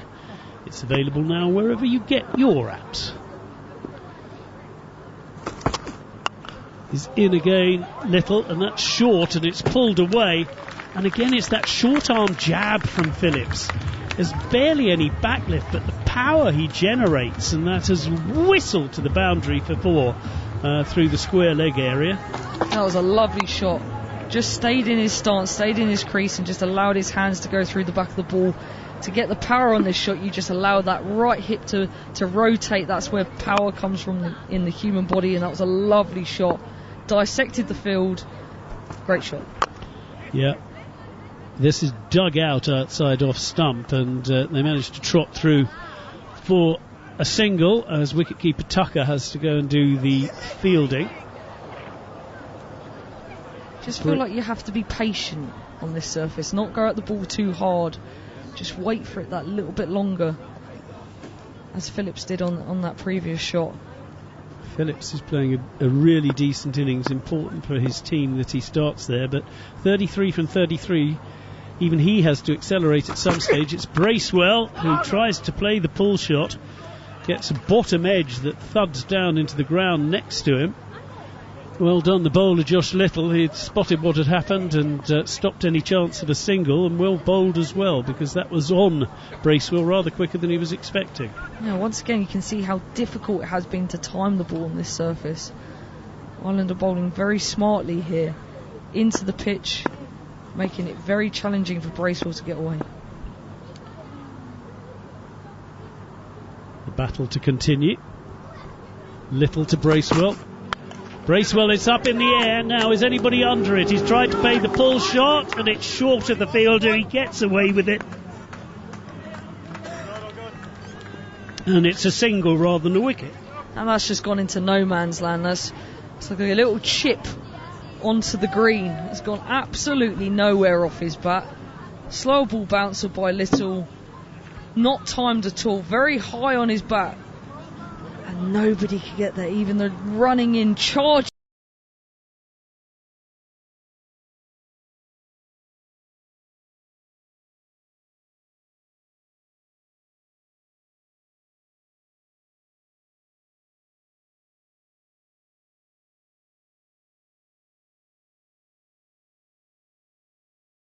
Boundary has a wry smile. I have to say Josh Little doesn't have the same smile on, having seen 4 added to his against total, but again it was a great shot by Phillips. He moves to 37 off 34. Bracewell is 3 from 4. The score is 112 for 5. It'll be a word from Kath Dalton, and then it will be back to Neil Manthorpe and Ian O'Brien. Yeah, and Ireland have really stemmed the flow of the New Zealand runs. New Zealand batters found it very challenging so far to time the ball, with Phillips the pick of the batters with 37 or 34. The next 5 overs could be make or break for the New Zealand batters here. If they get up to a score of 160 to 170, I feel that could be very competitive. Absolutely, yeah. They need 10 for 160 and 12 and over for 170. So it's George Dockrell to continue. 1 for 20 in 3 overs. And the first delivery is pulled out towards, or pushed, I should say, to mark it there, sweeping on the cover boundary, and they take a single. So, yeah, so 10 and over gives New Zealand 163, 164. 12 and over gives them 170, and that certainly will be competitive. But you think at the moment Ireland would be probably the more comfortable of the two teams with the way things have gone in the first 15 overs. A bit of width now from Dockrell, and he's got away with it. Slap cut out towards extra cover, and it's gone straight to Barry McCarthy, and it's hurt him as well. I think. Has that gone through his hands? I think it's gone through his hands and hit something else, another region. Oh, it has gone through his hands, and well, he had his body, parts of his body behind it. Well, as I say, another region or another region. It's a dot ball. That's all that matters as far as Ireland are concerned. Well done. He's formed the long barrier. Dockrell in once again, better, straighter, on-off stump, and all that Glenn Phillips can do is punch it out towards the sweeper on the cover boundary, and they only pick up a single. So Glenn Phillips is 38 off 36, and it's a bit of a coiled spring at the moment. It's looking really difficult. Even the spinners, and I go back to saying earlier, it's just rushing on to the batters. The short ball has been a problem. New Zealand batters haven't made an adjustment. They're still trying to pull it. I think they should have changed the tactic. Michael Bracewell now uses his feet to Dockrell, and instead of hitting him straight back over his head, which I think was his intention when he left his crease, he can just whip it through mid-wicket to Barry McCarthy, who's now dropped out towards deep square leg, and they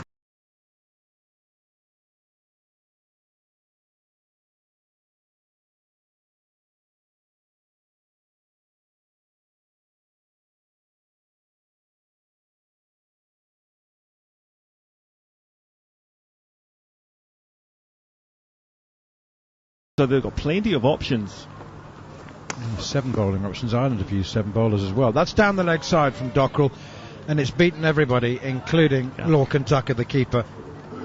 4 wide to signal from umpire Roddy Black. That's yuck from Dockrell. You mentioned earlier that he has had some bowling confidence issues. Well, that just maybe he's premeditating, sort of as a bowler, premeditating where the batsman may go, but that's a long way down the leg side, and glad runs for New Zealand. It's just a quicker one, wasn't it? Yeah. It hasn't completed his action. He's now around the wicket. That's short and pulled. Not short enough to get underneath it, but it will be a single out towards deep mid-wicket. And Bracewell moves up to 7 off 7 balls. 122 for 5. The pitch just says try not to get on the back foot. Try not to play with a horizontal bat across to the leg side. Trying to get back and play straight. Oh, quicker one from Dockrell, and it's straight, and it was considerably quicker, and looks like Glenn Phillips is beaten a little bit for pace, and just got an edge on it, and ricochets off his pads out towards short fine leg, and Paul Stirling keeps him down to a single. So just 4 overs remaining, and New Zealand are 123 for 5. I think there's a few fewer nerves in the New Zealand camp at this stage.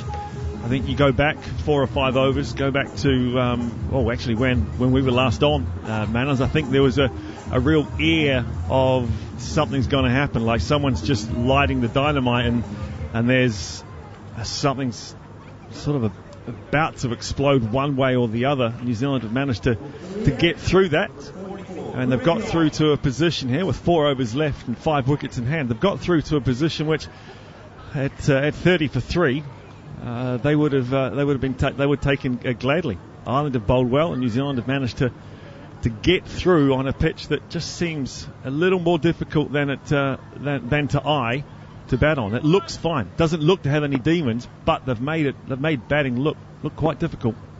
Here's Craig Young then to bowl the 17th over. The first delivery's a good one. It's right up in the block hole. Actually, it wasn't actually a Yorker. I think Glenn Phillips has it's probably the scraffiest. That's a combination between scrappy and scruffy.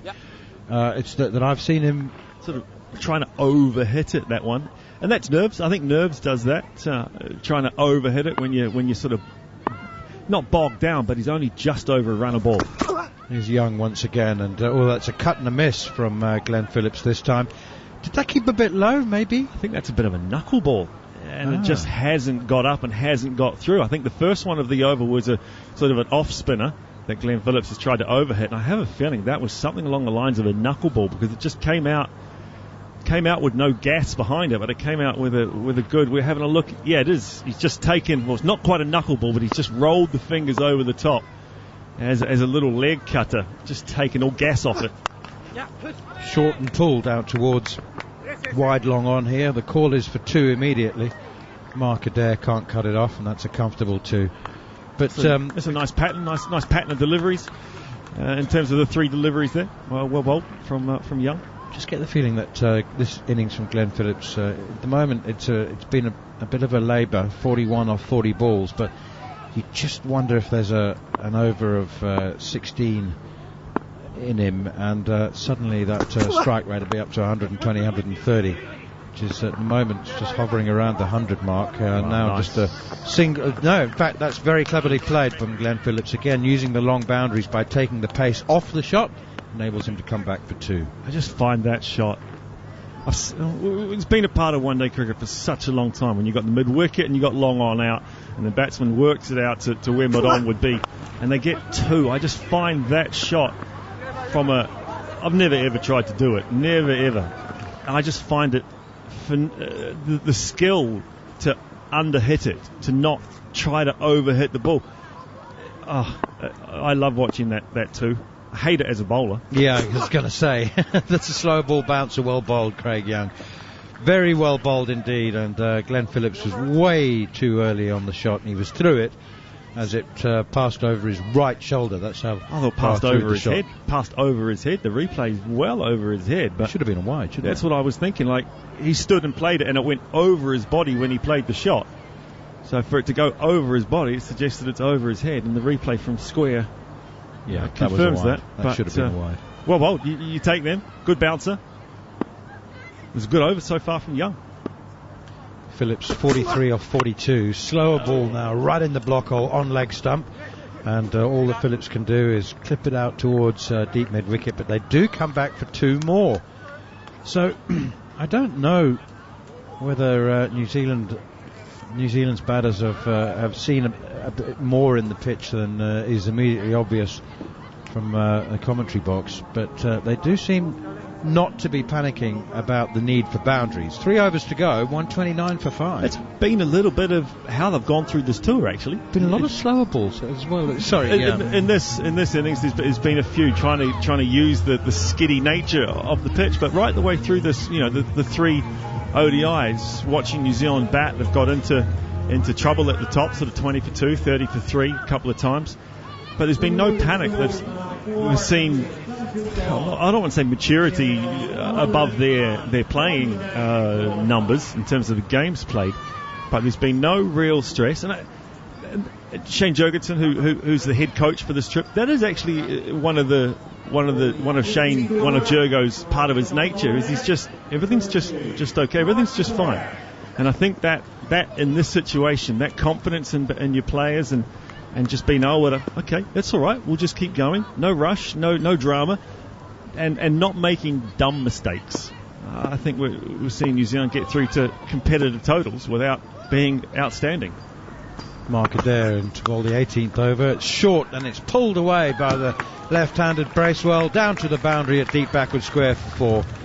He's just trying to bowl the slow ball bouncer, but I think Bracewell was either bracing himself for that delivery or just picked it very early. Sitting. I think he's sitting on that one. I think he's had enough of a look through the series, and he's just sitting on that short, slower delivery, and yes, slotted it away.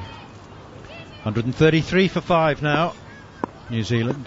Marker there. He's coming into the crucial last 3 overs now. If they go for 40 odd, then New Zealand will have a good score. That's a wide down the leg side. So Marker there again, maybe preempting a batsman's move outside leg stump, but either way he'll have to bowl it again. I think this is the part of the Irish bowling is when they've just been put under pressure early in the over. The rest of the over isn't quite as good as it needs to be, and I think Adair is sort of, you've seen him, if New Zealand have got on top of him early, like the boundary off the first ball, you see that. Swing now for inside half of the bat, and it's out towards deep backward square. Long leg runs around as well, but it'll be just 2 more. Bracewell into double figures, 13 off 9 balls. Glenn Phillips has 45 off 43, 136 for 5. I mean, it's hard enough to bowl the 18th over at this stage of the game. First ball, short ball, slow ball bouncer gets put away for 4. You're sort of wanting that delivery to be a single. And as soon as the pressure's put on top of you, he's then quite a significant wide down the leg side, pressure back on the bowler. It's a long way to close out this over. And there's another slower ball, pace right off it, and it's back of a length, pulled down towards long on. Again, just a single. Just the amount of cutters that have been bowled by the Irish bowlers just would suggest, I mean, maybe that was always the game plan, but maybe, I don't know, is it just gripping a bit? I think it's the skiddiness. So the short ball isn't gripping and sticking up. The slower balls are skidding through, and so the timing is all out, and that's why we've seen the pull shots off the quicker ones being spliced and hit up in the air for catches, and we've seen the slower balls still almost get onto the batsman early, and they're being hit straight as opposed to being hit square because it's sort of skidding on. So I'm looking forward to Sodhi bowling as well. Sodhi having his leg spin and having that skid on, that's something for the second half of this game that I've got a little bit of a relish for. As you said, New Zealand have 3 spinning options, 4 pace options. Yorker, leg stump, and Glenn Phillips tries to flick it through the leg side and maybe just gets the bottom corner of the bat on it, hits the pad, deflects out to mid-wicket. It's just a single. It's been certainly Glenn Phillips won't have played too many scratchier innings than this one. I mean, he's normally so free-flowing. It's not going to go in the scrapbook. It's not going to go in the clip it together and send it to teams to be part of the auctions. It's not going to go into that, but it does go in the book of ugly runs and keep an innings together. Here's Adair again. Oh, he's got underneath that one, flicked out towards deep mid-wicket, and that could be the first 6 of the innings, and it is. He's just got his length and line all wrong there, Adair. It was more or less a leg stump half volley, and Michael Bracewell has given it what it deserved. I think from the first ODI, I think we have discovered an area that you probably shouldn't bowl to Michael Bracewell, and that's full towards his leg stump. I think that is almost rule number 1. Don't bowl in his left-hander's arc. And after going for 4 off the first ball, bowling a wide, now at the tail end of the over, this 18th over, Mark Adair's hit the spot that I dare say it says do not bowl in their bowling plans. And Bracewell's been good enough to put it away.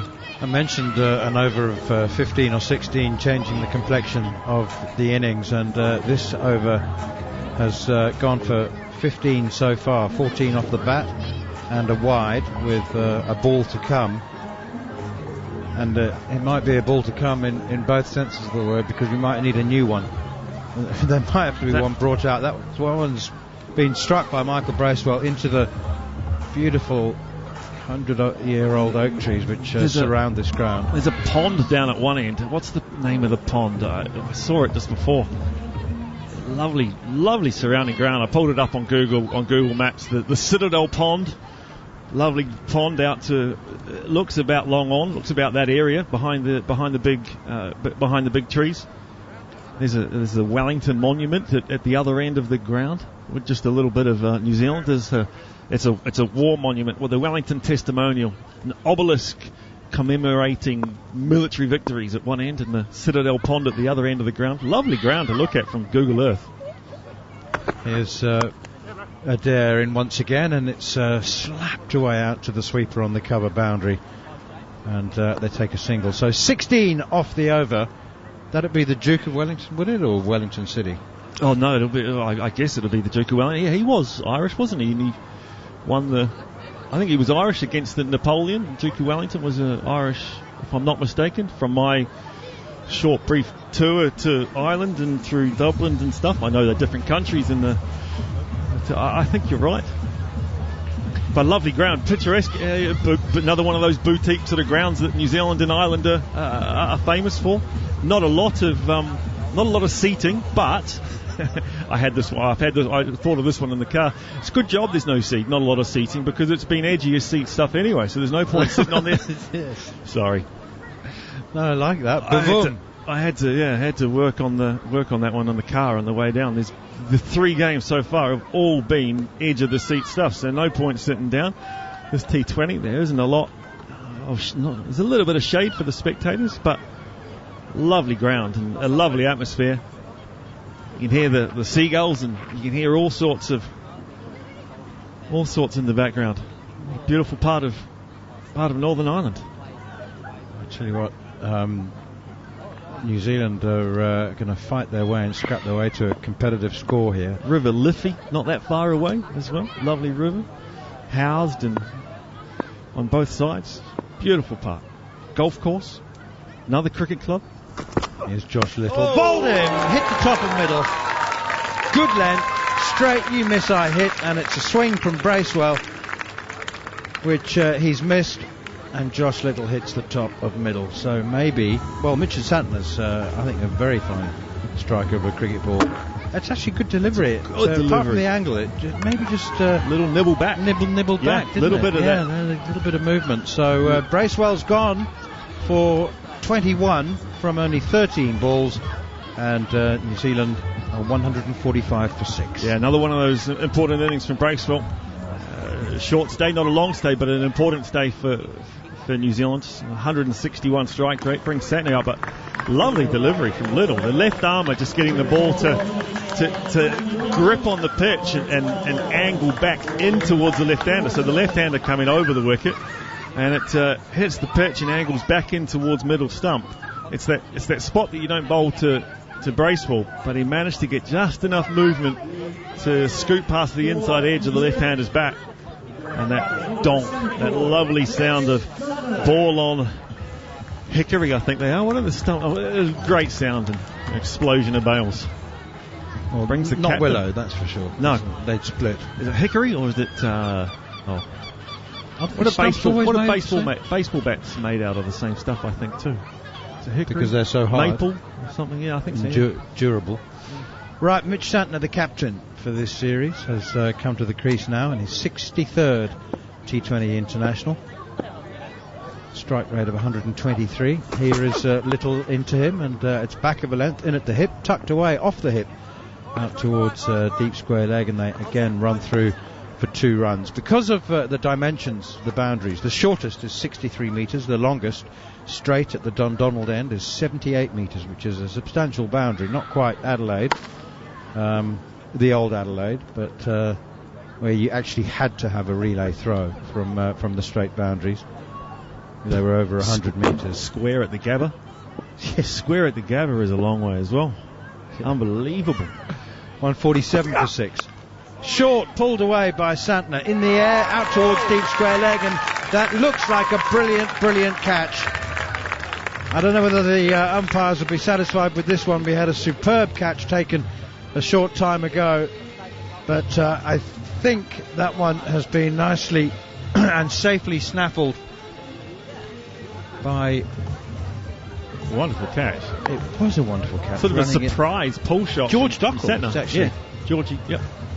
Georgie Dockrell, who's the only one bowler who's bowled his 4 overs so far. So Santner goes for 2 off the first ball, dismissed off his second. George Delaney, not George Dockrell. I thought it was Dockrell out there at deep backward square leg. But Santner's gone, so Ish Sodhi at the crease. 9 balls remain, 147 for 7.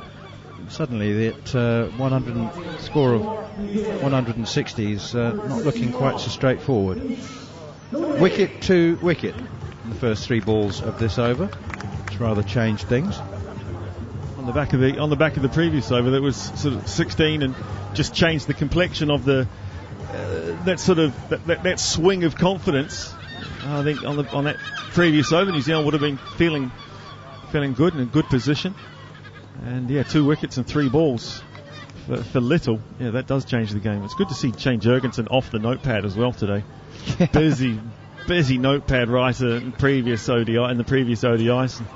Looks like it's Luke Ronke, batting coach, on the notebook duties. Just making a note of pivotal things, parts of the games that were good decisions, bad decisions. Just looking at, looked like he was writing his memoir during the ODI. He was busy. Josh Little's now picked up 4, by the way. 4 for 28 in 3.5 overs. He'll become the second bowler to complete his full allocation of 4 overs. The left armour, and first delivery is nudged away by Ish Sodhi just for a single. He's happy to let Glenn Phillips take as much of the strike as possible. Only 8 balls remain. Sodhi off the mark. His first delivery, 148 for 7. First of 3 T20 internationals between these 2 teams. Hosts Ireland and New Zealand. Live and exclusive here on talkSPORT 2. Glenn Phillips. I still can't believe there won't be a little flurry. Well, it'll be a flurriette now, because there are only 8 balls left of He's boundaries. been trying. Yes. That's the thing. He has been trying. It just has not been able to find the timing, and that's. I think that makes me look forward to the next T20s more so. Josh Little in bowls, sliced away off the back foot out towards the cover sweeper, and it's beaten the cover sweeper, George Delaney, and it's down to the boundary for 4. And I think he has opened the face deliberately there. He's reached his 50, Glenn Phillips, 50 from 45 deliveries. There's rather than a celebratory glove punch, it's just a gentlemanly shake of the hand from his Sodi. I think that the strike rate of 111, that's the emergency number in New Zealand as well, 111. So in emergency, the 50 from Phillips, not his flamboyant style, but a nice way to go to it. Yeah, gentlemanly handshake between Ish and... Little in, slower ball, takes the pace off, it's pulled, and again, for the umpteenth time in this innings, not really timed from Glenn Phillips, but he will pick up 2. I'm no batting expert, not a batting expert, but pulling looks ridiculously hard, cutting looks a whole lot easier. I'd be giving myself plenty of room right the way through, from early on in this innings. I would be almost backing away, asking to cut from leg stump, just given the nature of how the pull shot's been played. 4 for 35. Well done, Little. Very nice. Good, some really good deliveries as well. Skiddy, accurate left armour. Not the quickest. Gets it to grip. Busy arms and legs. And an important. Do you think wickets. Glenn Phillips might have considered just taking 1, even though it was a comfortable 2, to keep the strike for last over? I think you take all the runs you get at this stage of the game.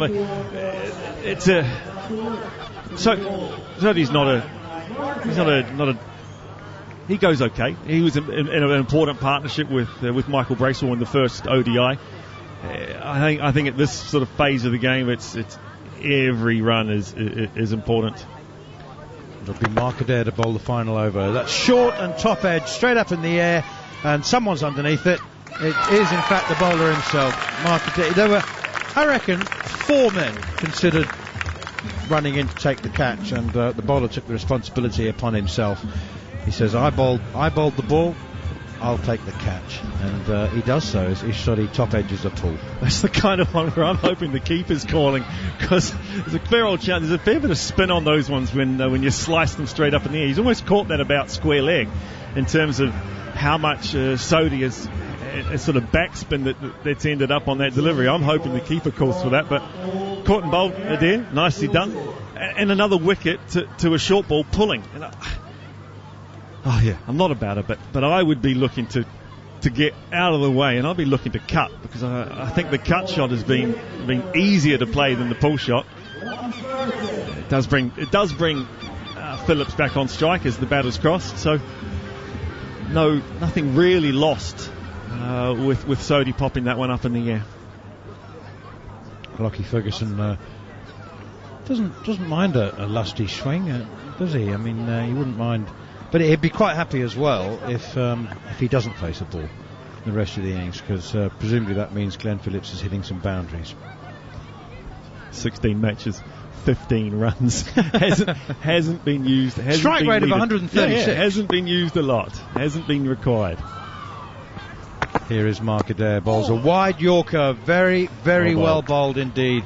And Glenn Phillips stands and wonders why that isn't called a wide, but he moved away to the leg side. That's beautifully bowled. I think he actually acknowledged the bowler there as he went to play the shot, and I think he was sort of sitting on the cut shot like I was maybe suggesting, trying to get leg side of the delivery, outthought by the bowler Adair. Beautifully bowled wide Yorker, and Phillips just couldn't reach it. Wanted the wide, but I think he knew that it was lovely. It was well bowled. Here is Adair again. Yorker edged past the keeper, down through the empty slip cordon, and to the third boundary for 4. Yeah.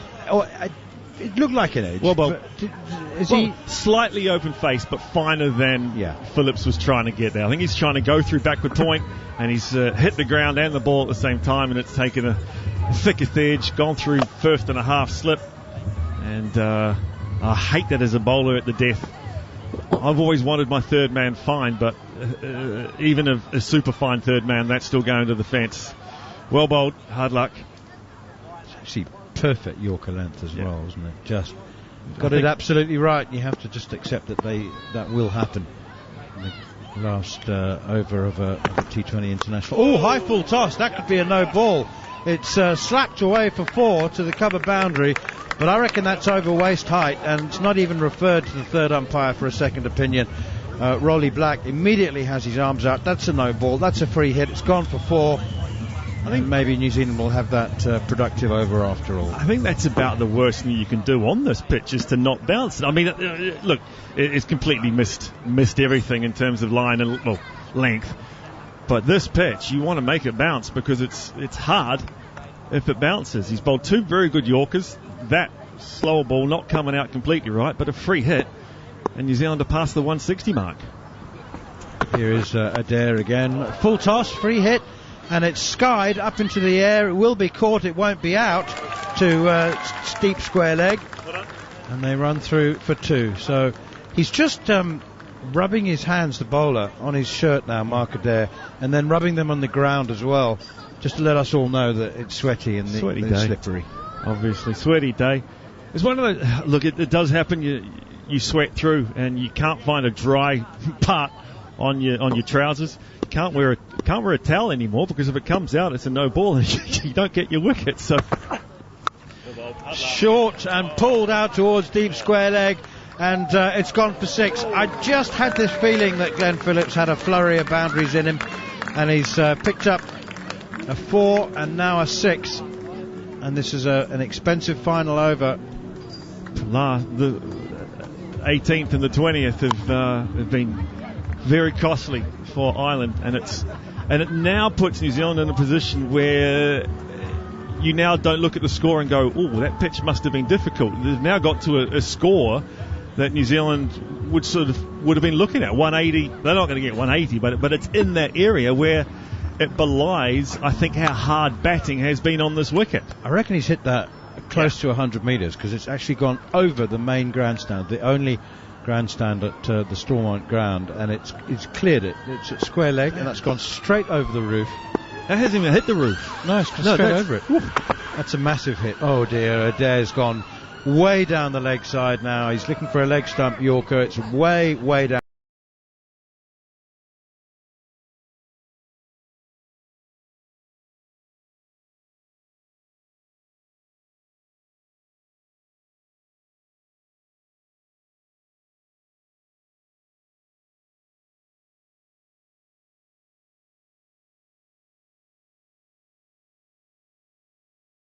They've had some big misses on the back of boundaries.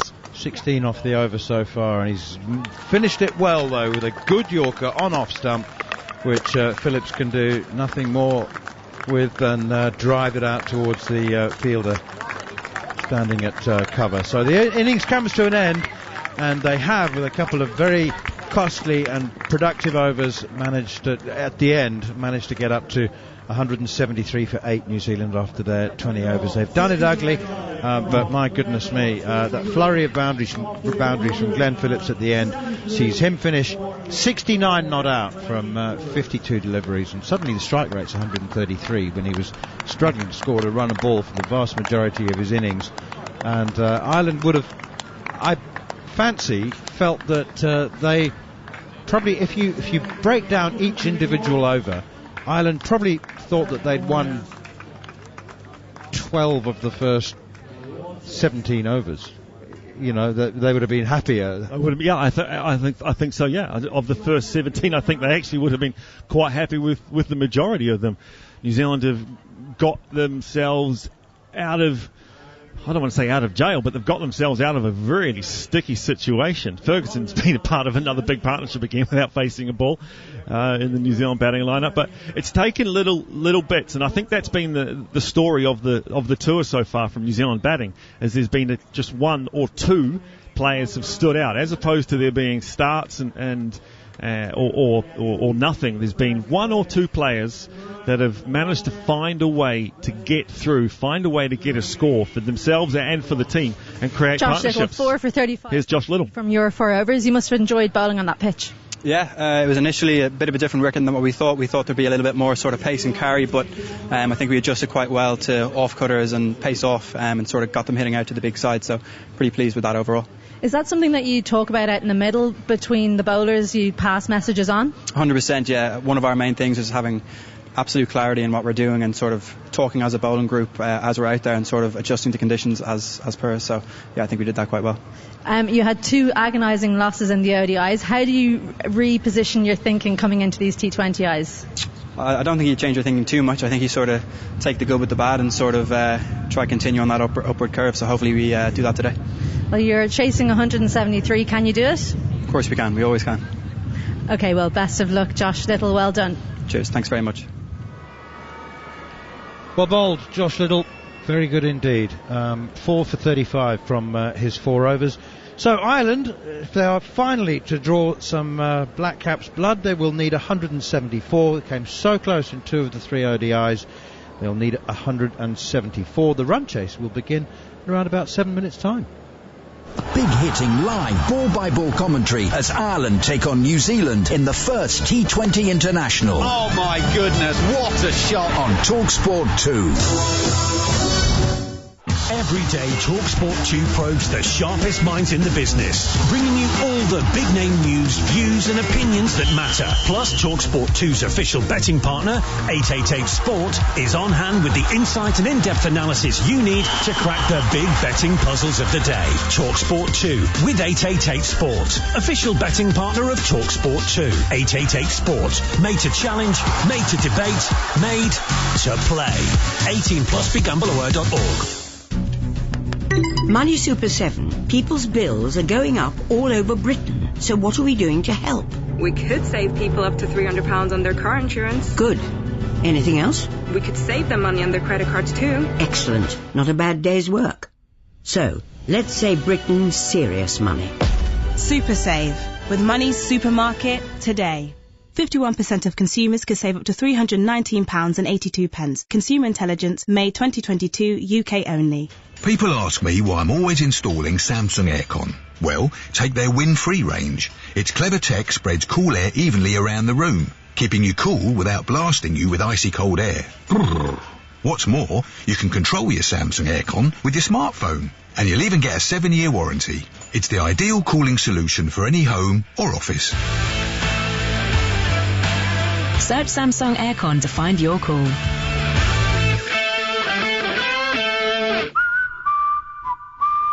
Once upon a time, birthday cards were unremarkable. Bland fodder plucked from a drab shop display. But oh, how things have changed with the Moonpig app. With just a tap, you can send endless possibilities straight to their door. Love, laughs, or even unicorns. For any occasion, it must be a Moonpig.com. Download the app now. It's Domino's Price Slice Week, so get any small pizza for £8.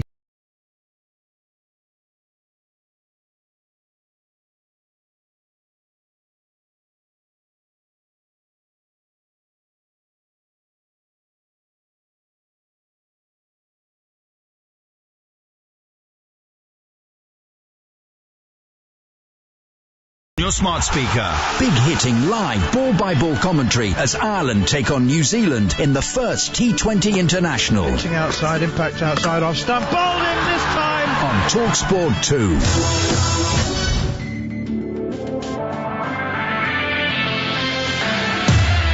It will be Martin Guptill who will face the first ball. Young right arm over, and that's punched away. It's short and has immediately clubbed to the mid-on boundary. Is there and it's out and it's taken. It's the first time that Finn Allen has actually been able to throw the bat at anger at anything, and he's picked out the fielder. And again, it's gone straight up in the air. Is there a fielder there? He's come round and he's taken it superbly. That is an absolutely massive wicket for Ireland. Guptill, 24 of just 12 deliveries. Although he didn't look in control in that innings, we know how destructive and dangerous he can be. Curtis Camphor, same ball, same shot, same result. Taken by Lorcan Tucker, the keeper. 54-4, not even halfway through this innings. New Zealand in some bother. Right arm over the wicket, but coming down the wicket and smashing him back over his head is Neesham, and that's the first maximum of the innings. Yeah! Oh, and he's got him, I think. There's a little edge as Neesham tried to dab him down to third man. It's got a little outside edge. It was a very smart take. Marker there into ball the 18th over. It's short and it's pulled away by the left-handed Bracewell down to the boundary at deep backward square for 4. Here's Adair again. Oh, he's got underneath that one. Flicked out towards deep mid-wicket. Mark Adair's hit the spot that I dare say it says do not bowl in their bowling plans. Here's Josh Little. Bowled him. Hit the top and middle. Good length. Straight, you miss, I hit, and it's a swing from Bracewell, which he's missed. Short, pulled away by Santner. In the air, out towards deep square leg, and that looks like a brilliant catch. He's reached his 50, Glenn Phillips, 50 from 45 deliveries. I think that the strike rate of 111, that's the emergency number in New Zealand as well, 111. So in emergency, 50 from Phillips. Short and pulled out towards deep square leg. And it's gone for 6. I just had this feeling that Glenn Phillips had a flurry of boundaries in him. The innings comes to an end, and they have, with a couple of very costly and productive overs, managed to get up to 173 for 8 New Zealand after their 20 overs. Right, so there we go. Run chase just a couple of minutes away. Time, though, for me to tell you that following this game, this evening on talkSPORT 2, we bring you live commentary of the final round 1 matches of the World Match Play Darts at the Winter Gardens in Blackpool. And joining us live now is one of our team who is there already this evening, Ian Danter, to look ahead to the action. I love watching darts, but I have to say I know very little about it, Dan. So what can we look forward to? Well, darts on the radio is always worth a spin, Manners, whenever you get the chance, because it works, even though it may not sound like it does. And by the end of tonight on talkSPORT 2, as you rightly say, we will be completing the first round. So 16 of the world's top players will be left for the chance to win the Phil Taylor Trophy and £200,000. First up tonight, the 2019 champion Rob Cross faces Chris Dovey in an all-English affair. Then you've got, from Portugal, the special one, Jose de Sousa, very much out of form for a guy that's normally great fun to watch on stage. He meets the same opponent as he did at last year's tournament stage in round 1. That's Germany's Gabriel Clements. Then Gerwyn Price of Wales, former rugby league player turned world champion, never got past the quarter-final stage of the World Match Play. He begins his quest tonight against another German, the vastly improving Martin Schindler. And finally, Dave Chisnell from just down the road in Morecambe, not far from here in Blackpool. He faces a revitalised Belgian, Kim Huybrechts, but Chizzy has won a lot of matches just lately. He needs to win a major TV title like this. Wonder how he'll do over the course of this week. So yeah, 16 players will be left by the end of tonight, Manners, and as soon as you're done with the Irish reply, then we'll be straight to here at the Winter Gardens with myself, Chris Murphy, Chris Mason and Paul Nicholson and Abigail Davis for Darts on the Radio. Dance, can I ask you one more question? Fire away. I've listened and I found it absolutely compelling. I think you're brilliant, but the reason I listened for the first time is someone said darts on the radio. You've got to be kidding. I've got to listen to this. How did you feel doing it for the first time? Well, yeah, you can't just say he throws the dart, it lands in the board. There's nothing to that sort of commentary, is there? It's all about the psychology, Manners, you know. And you can look at a batter or a bowler in the eyes, and particularly in the middle of a run chase, or when you're down to a final couple of overs, you can see in their eyes how they're dealing with the situation, and you can see that with every visit that a dart player has at the hockey. Sometimes you think they're going to smash a 180 and they just go to pieces. The psychology of this sport is fascinating, and that is what feeds into the commentary, I think, more than anything else. I will be listening on my way home. Thank you very much, Dan. Bless you, Manners. That's Ian Danter at the Winter Gardens in Blackpool, and I really am looking forward to that. I don't know very much about the players, but it's brilliant radio, absolutely compelling. As hopefully the run chase will be at Stormont, just outside Belfast. Ireland need 174.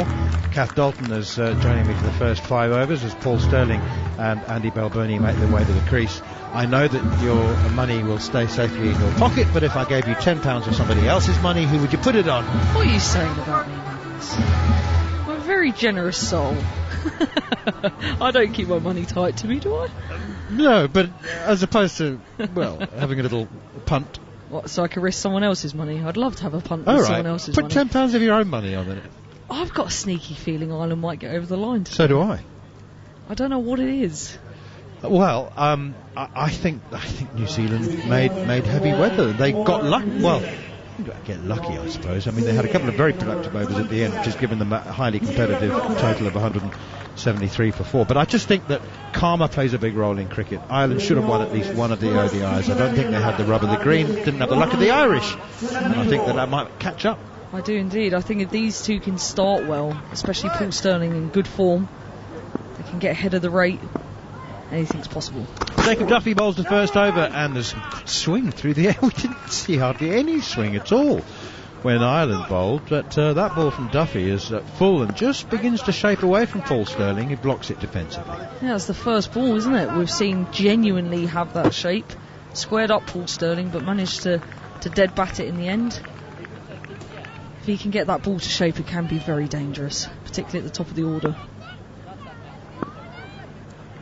Stirling and Balbirnie, as they did in the ODIs, opening the batting. Short, pulled, poor delivery, 4 runs.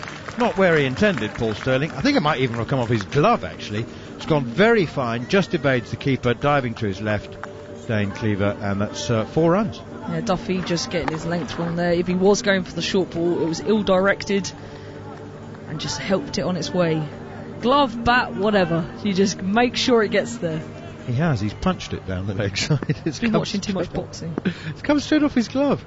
Anyway, Ireland underway. Here is Duffy once again. Bowls in swinger this time. Hits Stirling on the pads. There's the beginnings of an appeal. The bowler raises his arm, turns around to the umpire, and then abandons that appeal. It was heading a long way down the leg side. And that's where Stirling's been so vulnerable. We saw in the ODIs a couple of balls that shape away, and then the one that comes back. He'd been bowled a few times in the ODIs, but obviously with his 100 to his name in the last match, maybe he's playing it a little bit better. Forward outlast. Here is Duffy once again, and Stirling back and across, and pushes it straight back towards the bowler. I tell you what, when he plays domestic T20, and he plays in the Vitality Bast for the Birmingham Bears, he doesn't block too many, but he's got this, again, steely determination when he's playing for Ireland, and he just gives himself, you sense, a few more balls. I mean, in domestic T20 cricket, he'd been launching that one. That's down the leg side, and Paul Stirling gave himself a little bit of extra room. He's gone back outside off stump. He was trying to play I guess like a little lap sweep against Jacob Duffy, and it's gone down the leg side. The umpire says it's not wide. It doesn't make any sense. I mean, it's gone past the leg stump. Yeah, that's what Stirling's just saying, actually. He's going, only moved a little bit across. How is that still not wide? Umpires wide bowlers with anything that goes past the leg stump, and that one has gone past the leg stump. Just because he's made it look wider. Anyway, Duffy is in again. That's a bouncer. And Stirling, it's called wide. Stirling was in position to hook, then left it alone. And umpire Paul Reynolds says that is a wide. It was almost a tennis ball bounce going through. It was very, very high by Duffy. But when he has got his length right, it has been challenging for Stirling. But he's so destructive, isn't he, Paul Stirling? 120 off 103 balls in the third ODI as Ireland fell agonisingly short of chasing 360, finishing on 359 for 9. 120 for 103 balls. Swing and a miss here from Stirling, and a nod of appreciation to the bowler there, because it was just back of a length and it seemed away as well. And Sterling just nods at the bowler saying, yeah, fair enough, I couldn't get anything on that one. So only the one boundary off the over, 5 dot balls from Jacob Duffy. New Zealand having set a target of 173 for 8, Ireland 5 without loss. And Paul Sterling knows how vital his wicket is, so if he does take a few extra balls than normal, we saw it with Phillips and how destructive he was at the back end of that game. With an over, I'm sure Mark Adele would like to forget, to be honest with you, but that can happen, and on this pitch it has been challenging for the batters to really get any timing runners. It's been real challenging for them. Lockie Ferguson could represent a challenge as well. He's all his experience, and he's very, very good in the power play and in the slog overs at the end of the innings, and has done a sterling job both for domestic franchise level, IPL level, and for his country. He's got a slip in as well. It's interesting. First delivery from Lockie Ferguson. It's over pitched and it's driven square of the wicket down to. He's not quite a cover sweeper. He's more of a square wide third man. It's Finn Allen doing the tidying up there, just a single. Yeah, with that slip in place, and as you said, that wide third man, he's going to try to bowl the majority of his deliveries, or should try to bowl the majority of his deliveries outside off stump. Maybe that's the way they feel they'll get these two openers out, with a bit of shape outside the off stump, maybe get them nicking off the first slip. Here is Ferguson. Paul Sterling has launched it over backward point again. It's down to that wide square third, and they pick up a couple of runs. Sterling moves on to 6. So, question for you, the informed batsman, you might say one of the informed batsmen in the world, but certainly the informed batsman in Ireland at the moment is Harry Tector. Now, George Delaney, Garth Delaney is scheduled to come in at number 3. Down the leg side here, Sterling once more steps across and tries to flick it over short fine leg, and this time the umpire does say wide. It's Rolly Black. But if the openers stay together for 7 or 8 overs or 10 overs, would you not be tempted to promote Harry Tector up the order? Get him in next? Yeah, I mean, potentially that can happen. You can have a player that's floating in the order, but knowing Gareth Delaney as I do, he's a bit of a pinch hitter, so that might be a bit of a free rein for him.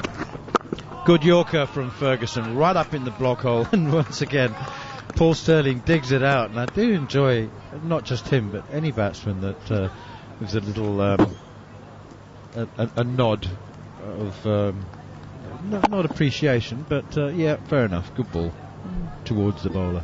Actually 3 or 4 nods. He was very impressed with that delivery. Well, Lockie Ferguson possibly has the best slower ball Yorker in the game at the moment, and that one definitely was a pace-off Yorker. And now an appeal for leg before wicket again. It always looked like it was heading down the leg side. But again, we mentioned this in all 3 ODIs. Sometimes you just want Paul Sterling not to be quite so meticulous about the respect he pays the bowlers early on, because I mean he either tees off from ball 1 or he says, right, today I'm going to play myself in, and he becomes almost overcautious. He does, and the dead bat. Yeah, he just should go for it. A big Paul Sterling knock at the top of the order here. Even if he gets a quick 30, it just puts a dent in this total. Puts New Zealand on the back foot. Ferguson in again. Sterling does now have a full heave at this one. Big high backlift, and it was a little bit hoiky, to be honest. Gets an inside edge out towards deep square leg for the single. Yeah, 141 that last delivery, kph. So good speed on this delivery. You can get anything on it. It will fly to these boundaries. Some of the boundaries square are quite long. Certainly straight they're not as long, so if you can get something on that, it's on good speed. Yep, quickest delivery at 144 kilometres an hour. Last ball of the second over as Ferguson is in, and Balbirnie drives sweetly down the ground, but Michael Bracewell intercepts at mid-on, slide tackles, keeps him down to a single. 2 overs gone in the power play. The target is 174 for Ireland, and they are 11 without loss. If you were Paul Stirling right now, Manners, how would you play this situation, chasing this total for Ireland? I think that he's better if they're chasing 210 than 170. You know, then there's not a decision or a choice to be made. Then you know that you need to be scoring at 10s or 12s in the power play. But I think it's just one of those maybe slightly in between kind of totals, where he'll be thinking, well, it's okay if I go to run a ball for the first, well, maybe even during the power play. But I always think it's better if you get ahead of the game. Get ahead. Get 10, 12, 20 runs ahead of the required rate. It makes life so much easier for yourself. That's slapped away for 4 over point. Jacob Duffy dropped a tiny bit short outside the off stump, and Andy Balbirnie has played a glorious uppercut over backward point for 4. Yeah, that was a lovely shot. Just made a little bit of room for himself. Threw his hands through the line of it, and nobody backing him. 2 only out the circle in the power play, and he's got a lot of space out there. So that was a really good shot up and over the infield. 15 without loss, Ireland. First ball of the 3rd over, needing 174. Jacob Duffy in once again. Balbirnie now uses his wrists nicely and flicks it out towards deep square, well, deep mid-wicket actually. Finn Allen does the fielding, but they go through for 2. And that's clever cricket, really clever cricket. Just hitting a gap through mid-wicket, run a 2. He's picking up plenty of runs off this over so far without taking huge amounts of risk. And that's one of the best things about Andy Balbirnie. He doesn't look like he takes a lot of risk, but he still scores quickly.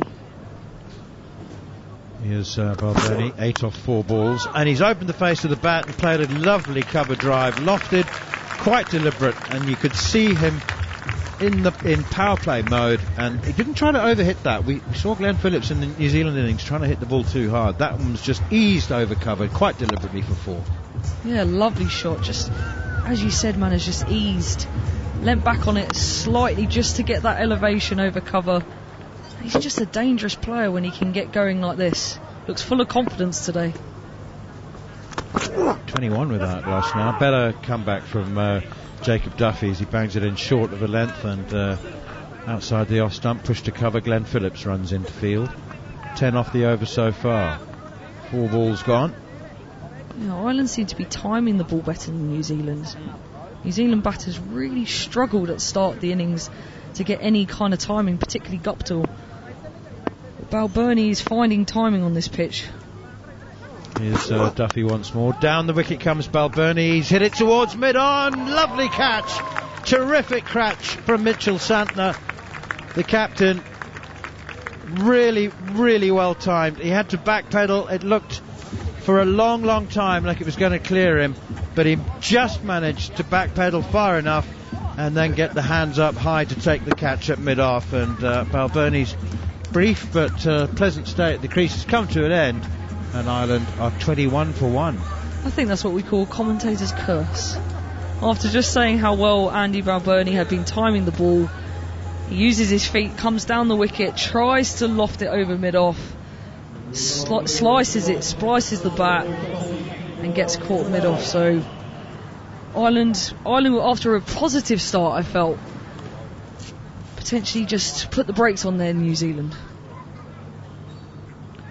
Gareth Delaney it is who comes to the crease again as advertised, so no surprise in the batting order. I only thought they might consider putting Harry Tector in next if, you know, the 8 or 10 overs had you wouldn't necessarily want your in-form batsman to then run the risk of only having 7 or 8 overs to bat. So well, Delaney it is who comes in at number 3. That in itself is a change, isn't it? They had Andy McBrien batting at number 3 in the ODI series, which was, he's normally a number 8, and Delaney doesn't normally bat at number 3, but that's where he is. And Duffy's last delivery of his second over hits Paul Stirling on the pads, bounces out on the offside. He remains 7 from 11. Ireland needing 174 for victory, 21 for 1 after 3.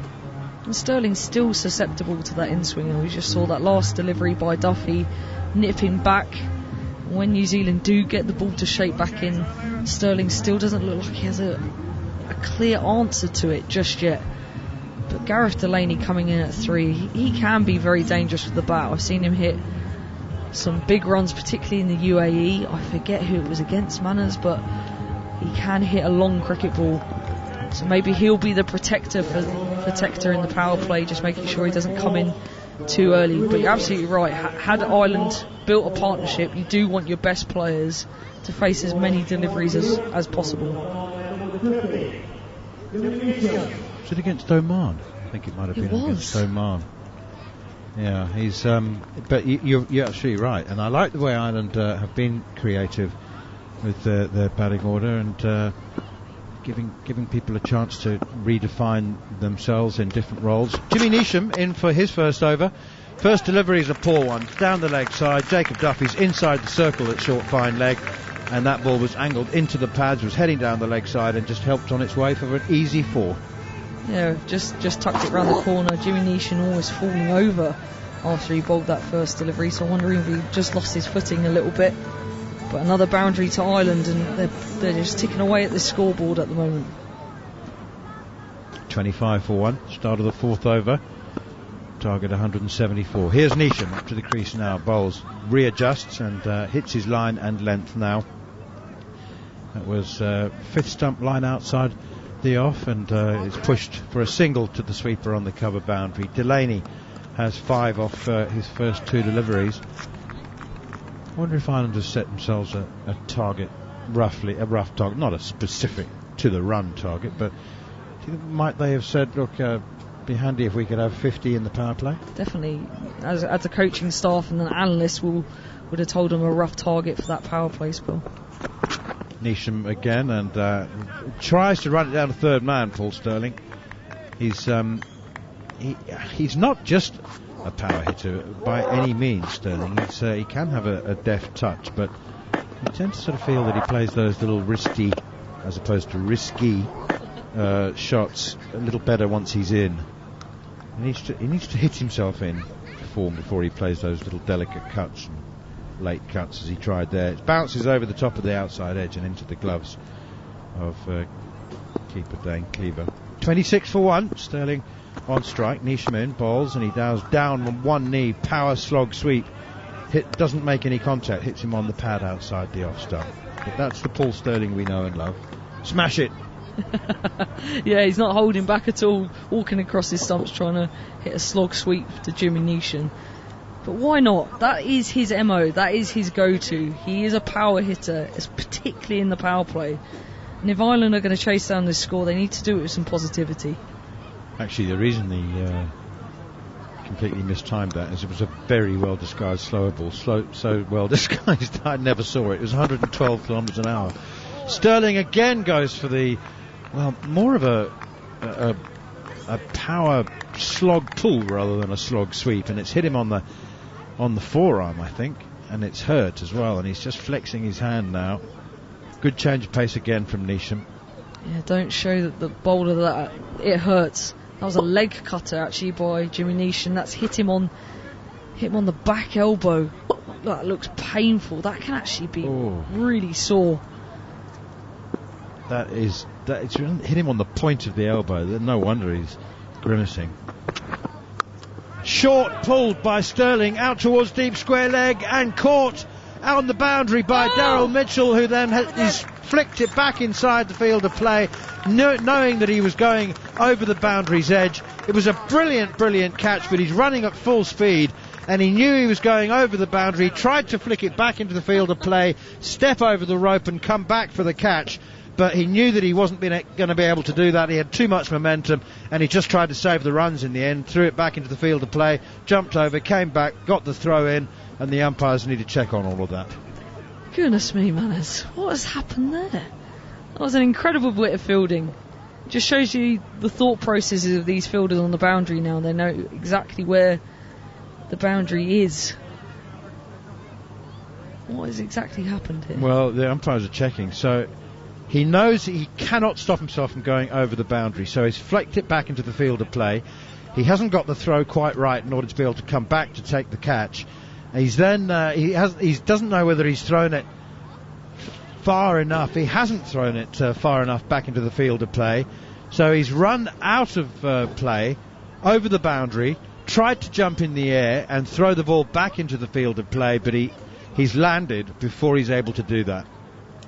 So it looks like the result will be 6. Yeah, the result is 6. So the umpire originally signalled 4, and he's now made the cross-your chest gesture with both hands. Mea culpa, I've got that wrong. Sorry, scorers, it's 6, not 4. That was an incredible bit of an attempted fielding by Mitchell on the boundary, and after all of that, it's gone for 6. He should just let it go over his head.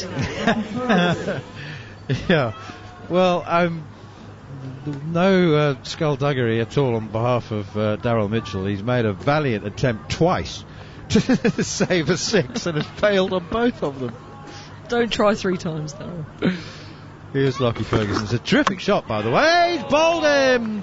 Delaney goes. Lockie Ferguson straight through between bat and pad. Hits the top of middle and off.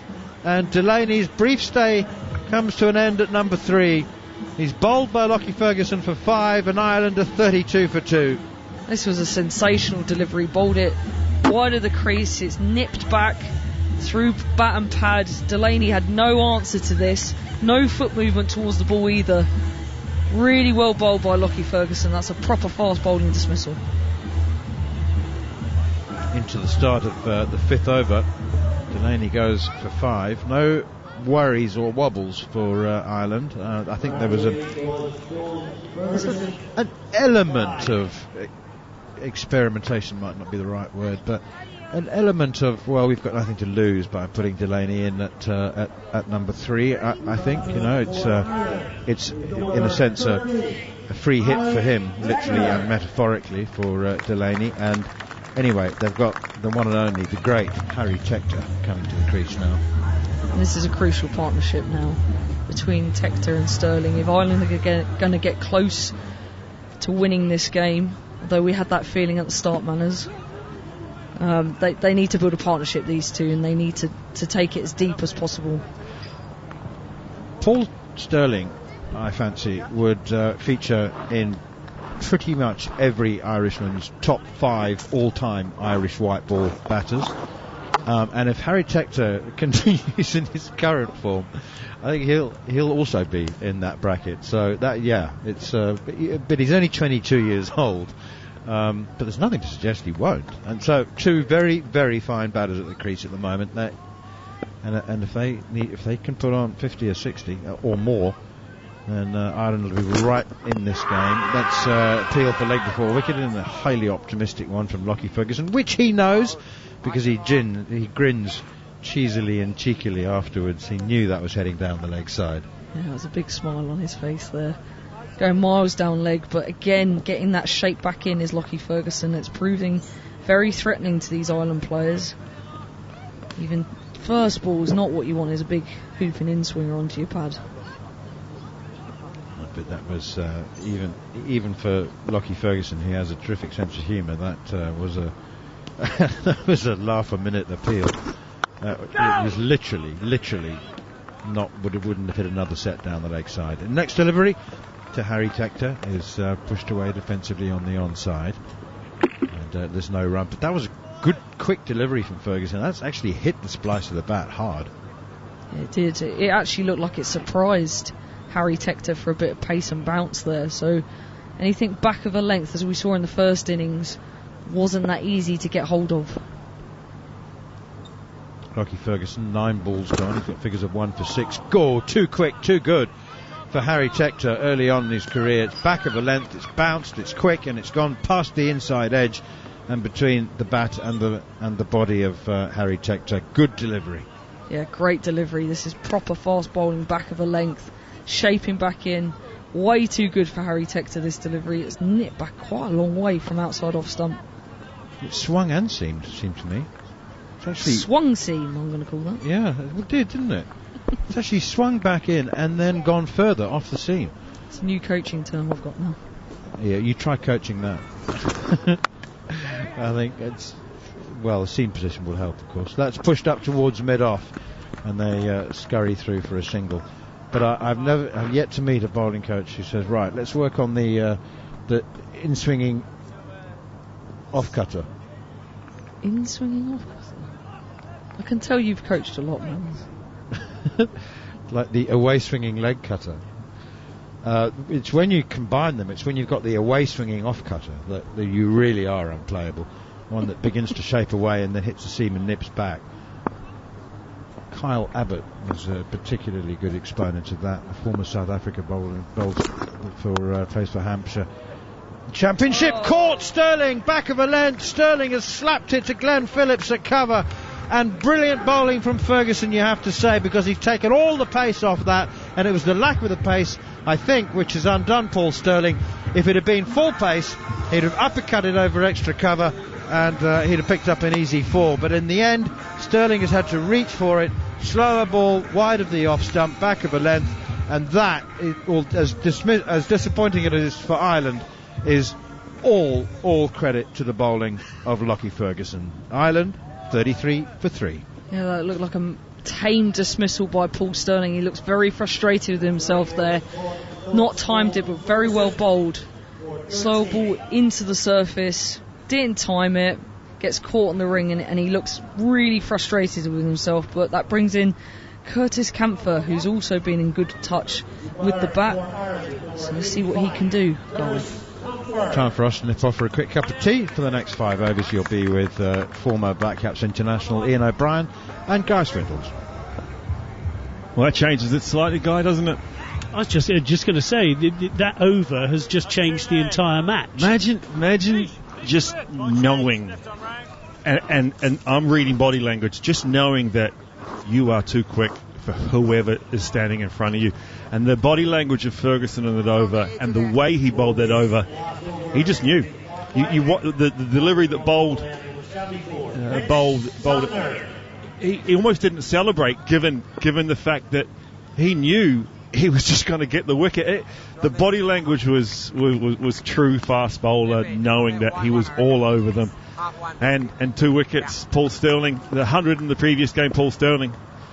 That's the game changer right there. Absolutely, and he had Tector tied up as well, and not many people have done that this summer. That's launched by Tector off the spin of Mitchell Santner for 4.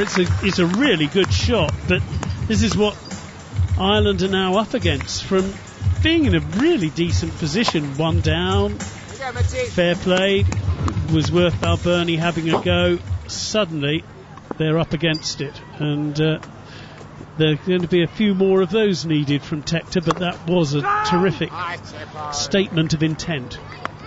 I think that delivery there from Santner, slightly shorter, without too much fluff on it, will be a little bit more how he'll bowl, asking that pitch to skid or grip or just have that indifferent bounce, which has making run scoring hard. Santner left arm round, he drops that down, he's pretty quick and he's just chipped it to backward. Oh dear, at short third man, and Tector's gone for 5, and Ireland are imploding. It's 37 for 4.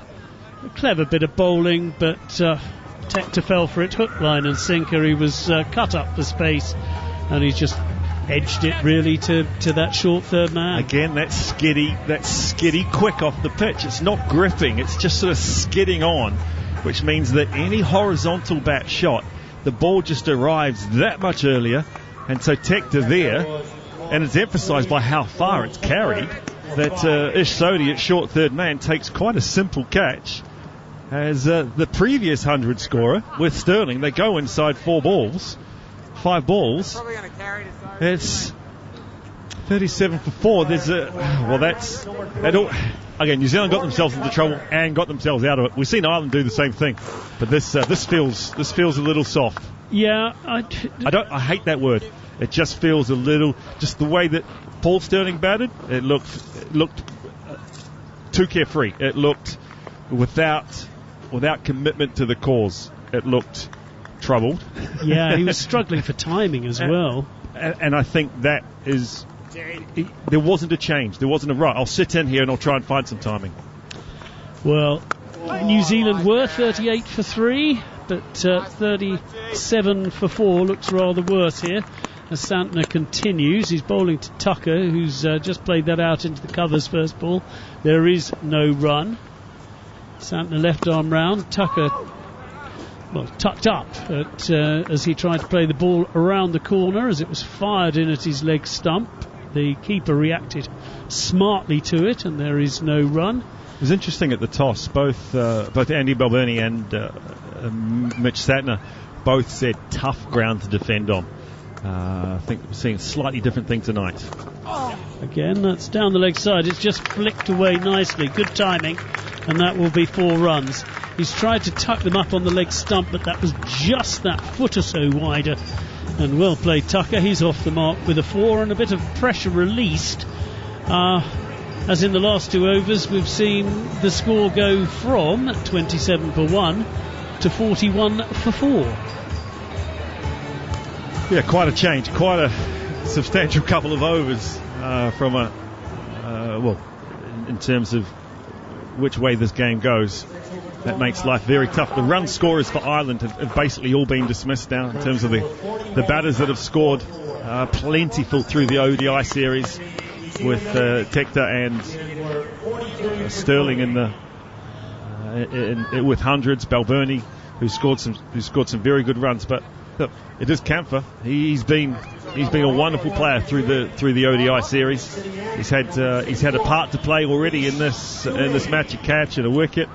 And this guy, I've been waiting to watch bowl on this surface, especially just because this surface is quite tricky, and Ish Sodhi will get it to just quicken on, and I'm expecting a couple of back pad knee roll LBWs or something along those lines.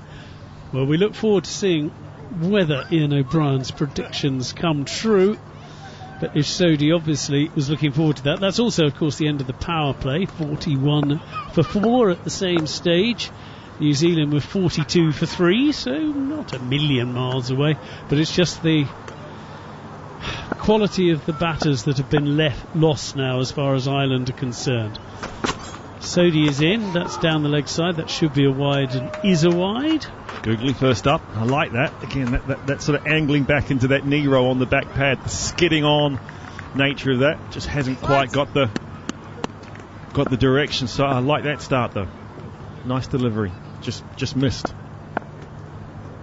So attacking and allowed to really at 42 for 4. He gets that more in the right place. It's scuffed away into the offside, and they do manage to get through for a single. Another googly, but a bigger, this time a lot further outside off stump, so Kampfer had that width to play again a horizontal bat shot and couldn't find timing. Bottom edge, does get a single. Just those horizontal bat shots are so difficult on this pitch. Sodhi practicing the spin. This is tossed up outside off stump and driven nicely, but because we are now past the power play, there is a sweeper out there, but certainly unafraid of giving the ball a little bit of air. Yeah, that's a miss for me. He's got protection out there, but getting that much fluff, that much air on the ball with this surface, I think he's sort of that flatter nature of Ish Sodhi is better. That's tucked away onto the leg side. There is no run. The current run rate is a fraction under 7. The required run rate is more than 9.5. So this is a big ask.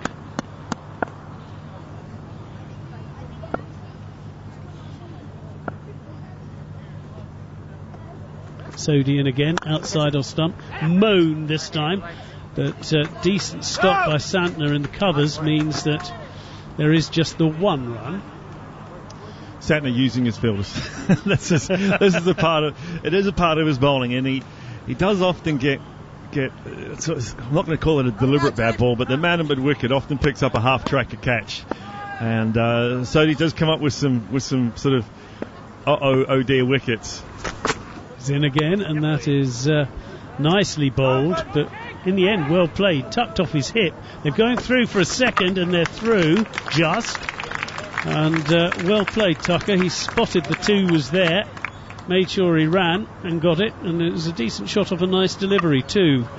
Just sitting on that back foot, and I think that's more of a way to play Soddy on the surface. Sit on the back foot, not trying to get forward and get horizontal. Sit, wait, and tuck it, and he's done so on the back foot.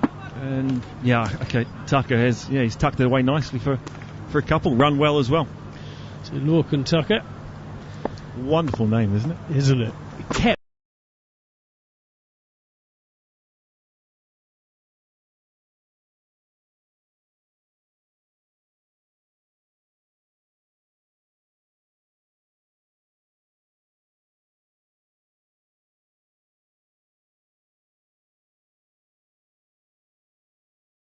Learning on top of that one. When he forces it in that one there, got himself into trouble, but when he just waited on it and let it ride off the face of the bat, it was a better looking shot. Score after 7 overs, 47 for 4. Kampfer is 2 not out. Tucker is 7 not out. And a reminder, we'll bring you more live cricket across the summer with Ireland's White Ball Series against South Africa to come here on talkSPORT. It will be Santner to continue, 8 from his first over. Dockrell is practicing his batting back at base, just in case he has to come in. Ireland will be hoping he doesn't have to, as Santner is in. And a thickish outside edge eventually squirts out to point, and they trot through for a single. Yeah, nicely played. Kampfer just reaching, soft hands, opens the face, gets that single out to the point, just rides the spin a little bit. Yes, he used the whole bat. Thickish outside edge, but soft hands. Well played. Santner in now. And good work from Tucker, who was just trying to put Santner off a bit by a bit of early movement at the crease, and swings him away for a single. Like it, sense. I liked we go back, and one of Bill Burney's 4. I'll come back to it. In again, and again, use of the feet by Kampfer on this occasion.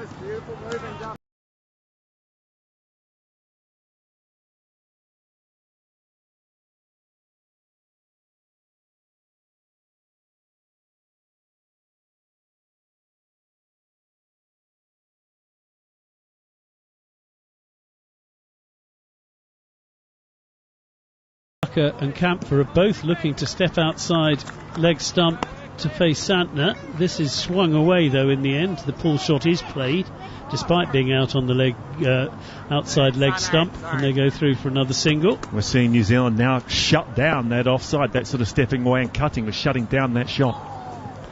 This time outside off stump and sweep. Right moving, G. But the same result, it's another single.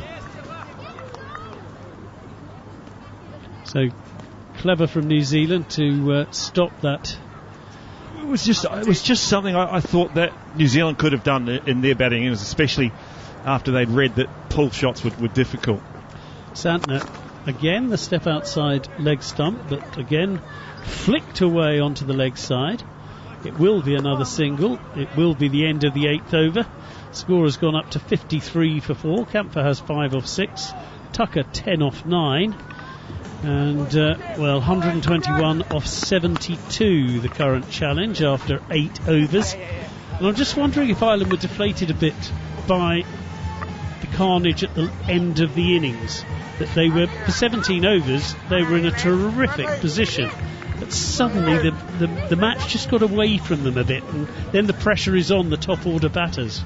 I'm not going to steal your point. You asked me should Adair have bowled that 20th over, and that's one of those things. And no, he shouldn't have. And that's one of those things. I'll come back to it after this from Soddy. Soddy in. Great effort. Good use of the feet from the batsman. He played it all along the ground, back through the bowler to long off for a single. I really dislike bowlers bowling consecutive overs. So in this case for Adair, it was 18 and 20. I really dislike bowling consecutive overs unless they're there's been a dramatic change at the crease. Either the in batsman is out or the guy facing is not the one that saw the majority of the previous deliveries. Adair bowled the 18th, got hit for 16, and then bowled the 20th, and it didn't go very good either again. Sodhi in again, air outside off. It's smeared into the offside, but it's safe and it's very well placed. And even Nishin can't get around to stop that. And Kampfer, decent boundary that. He's spotted the gaps in the outfield, took it and played it for 4. 19 off the final over. Yeah. So Adair's last 2 overs went for 35. Yeah, lovely shot from Kampfer, just opening that back hip, getting it up and over extra cover. Deliberately placed up and over the cover fielder. Sodhi in again, and that's going to be a wide. Tries to give it the width and says, come after me if you can, Kampfer, but just went a bit too wide. Here's the battle inside the battle. Sodhi's just been hit for 4 up and over extra cover, and now he's attacking. He's trying to get Kampfer out there with that big floaty one outside our stump. Where does Sodhi go here? Kampfer was smiling when he saw that, and that is swung away because it was right on the stumps, and he's gone over the longest part of the ground. That is some strike that has gone over deep mid-wicket. That's a massive strike. That's the long boundary, and it's gone for 6. What a shot. Oh, big smile on my face in terms of watching cricket. The battle inside the battle. The bowler gets hit for 4. He makes a mistake with a wide, but the mistake is in essence of trying to dismiss the batter. Floaty googly straight, well played by Kampfer, hits it up with the spin and up and over mid-wicket and into that the oak trees where, well, the previous ball didn't come out of there either when it was hit for 6. Oh, they've got it. They've found it. No, I had a sudden... I suddenly thought I was playing golf. There was a white ball in trees, which is usually where you can find me on a golf course. Well sheltered at the moment. keep the sun off. But that's well read by Kampfer and well put away. That little 3-ball battle. Yeah, it's gone very much Kampfer's way. 4 wide 6. Just what Ireland needed. Just relieving the pressure a bit and putting... That's what just sitting in for a little bit can do. Just sitting in, getting some timing, being able to introduce yourself to the bowler and get on top of them.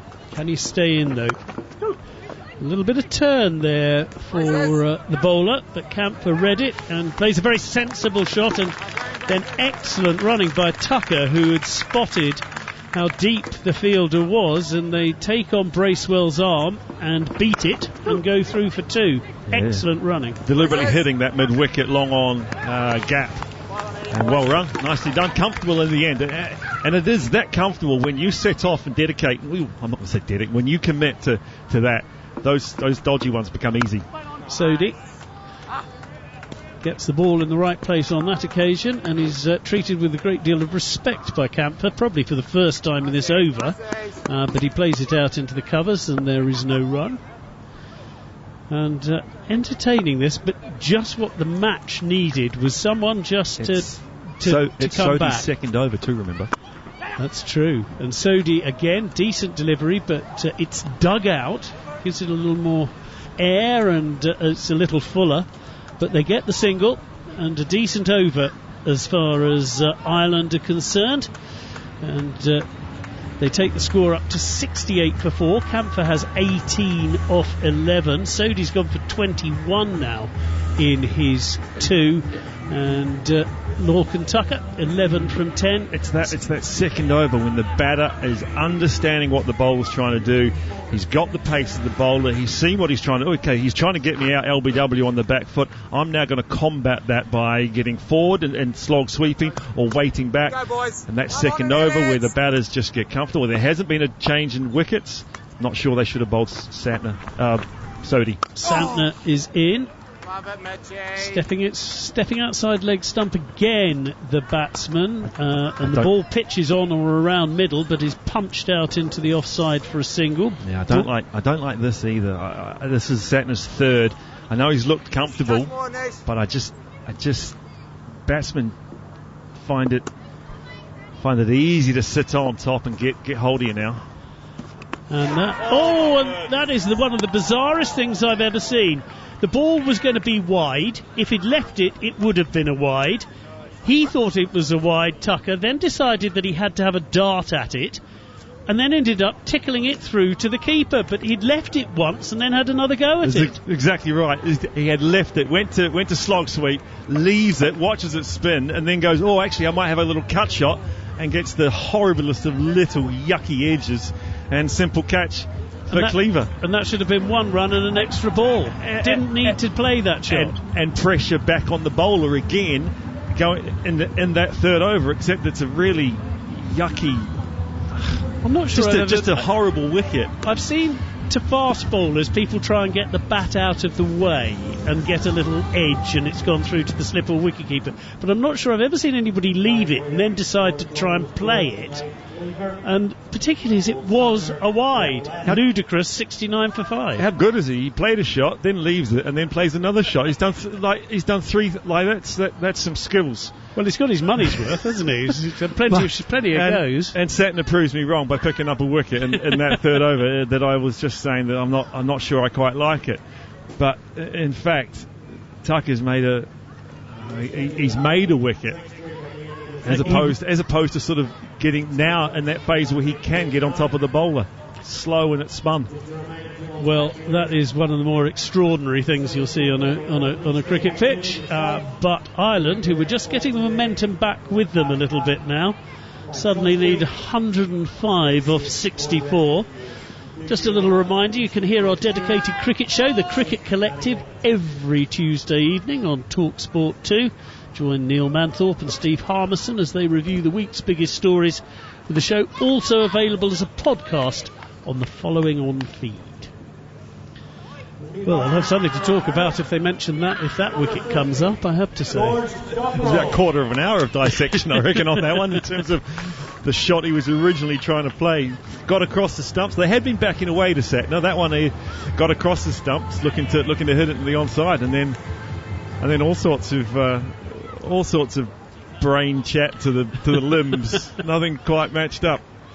Well, we're having a bit of a break because with that wicket, we're having the half-time drink break. It's warm, beautiful weather in Belfast. And after 9.2 overs in this beautiful weather in Belfast, Ireland, in their chase for 174, a 69 for 5. So they still require another 105 runs off 64 balls, but only have the 5 wickets in hand. And really, Camphor, who's batting beautifully, well, it's whether anybody can hang around with him, but he has got a lot to do if he's to get his team over the line. That last wicket, Lorcan Tucker, I guess with looking forward to what comes after this, the darts, he sort of, if you throw enough darts, one will stick. Sadly for Lorcan Tucker, he threw too many darts there and none of them stuck. He had, they were all the options. Well, it's Dockrell who has come in now to face Santner, and again steps outside the leg stump. That seems to be the preferred method from Ireland, and then slaps a ball that's pitched on middle out into the covers for a single. 98 matches, George Dockrell. Oh, the one thing I should say, although he will be disappointed, Paul Stirling did hit his 100th T26 today. The one that was eventually given after multiple misfields, or wonderful bits of fielding, but in the end was given a 6. That is just clipped away for a single.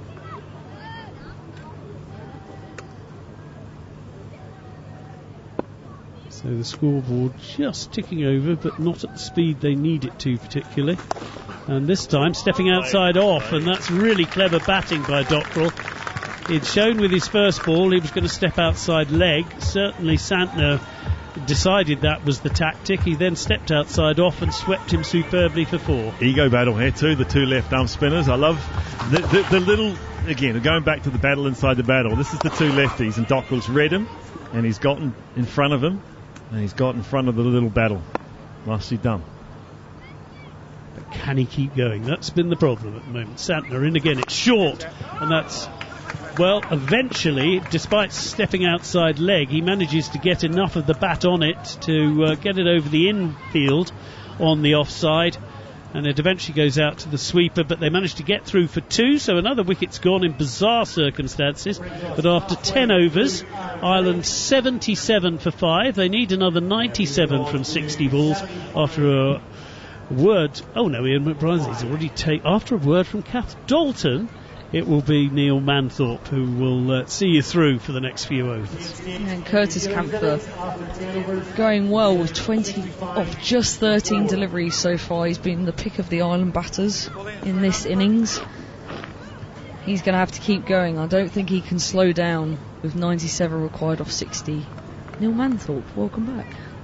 Thank you very much indeed, Kath. So Curtis Campher is continuing the early momentum that with which he started his one-day international career against England. He's consistent with bat and ball. Darrell Mitchell into the attack now, and a little paddle sweep, and he's picked up 4 runs. Went right across outside the off stump, and I guess, I mean, that was a premeditated movement. He had 2 choices: either play the paddle sweep. I think he was always going to do that, though. Lap sweep rather than paddle sweep, and short fine leg, unable to get there. We're not too far away, it was catchable height, but clever little shot from Curtis Campher. Yeah, brave shot. Got enough of it just to make sure it evaded that fielder at short fine leg. Darrell Mitchell in once again with his right arm medium pace over the wicket, and this one steered with an open face bat out towards Lockie Ferguson at deep backward point, and they come back for 2. Lots and lots of 2s to be had on this ground. You have to be fit and strong and prepared to put in the work running between the wickets. It's exactly what New Zealand did. Were an inordinately high percentage of 2s, 1s being turned into 2s, and even a few 2s being turned into 3s. Yeah, really well run. Ireland are going to have to keep doing that, as you said, Manners, just to keep the scoreboard ticking over. Nothing wrong with the scoring rate, is there? But they're 5 wickets down. That's pushed out towards cover by Curtis Campher. Slower ball from Darrell Mitchell.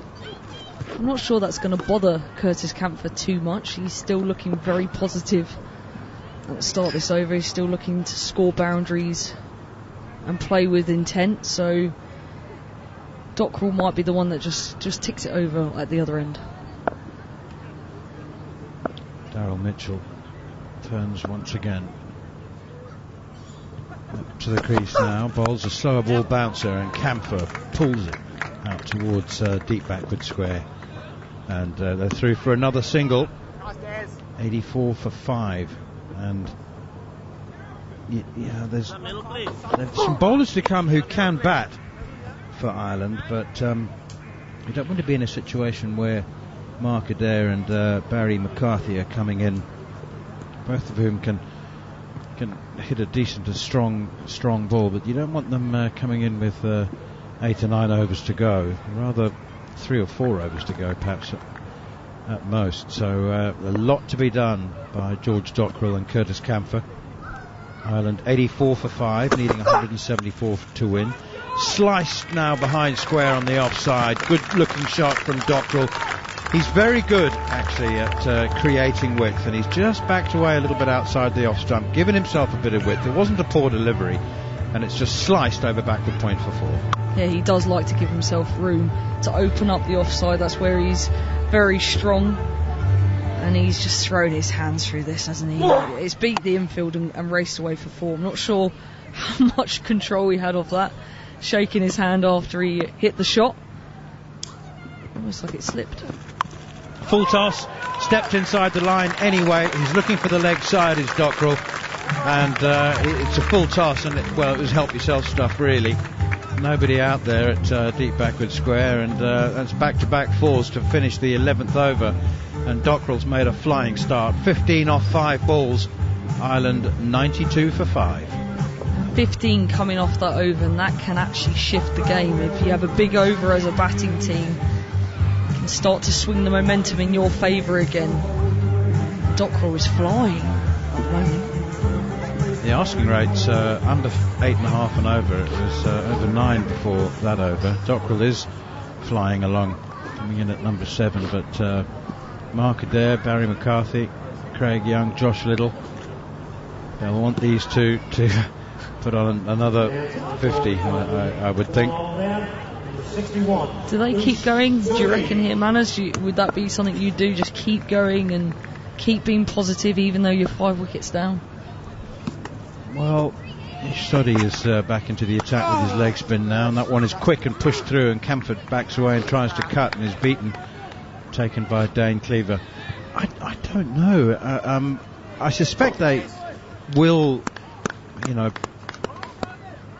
try and play low-risk cricket rather than risk-free cricket for the next 3 or 4 overs, just to make sure that they do take it into the last 4 or 5, even if the asking rate does go up. Here is Soddy once again, bowls to Camphor, who drives all the way along the ground down to long on, fielded by Mitchell, and a single comes.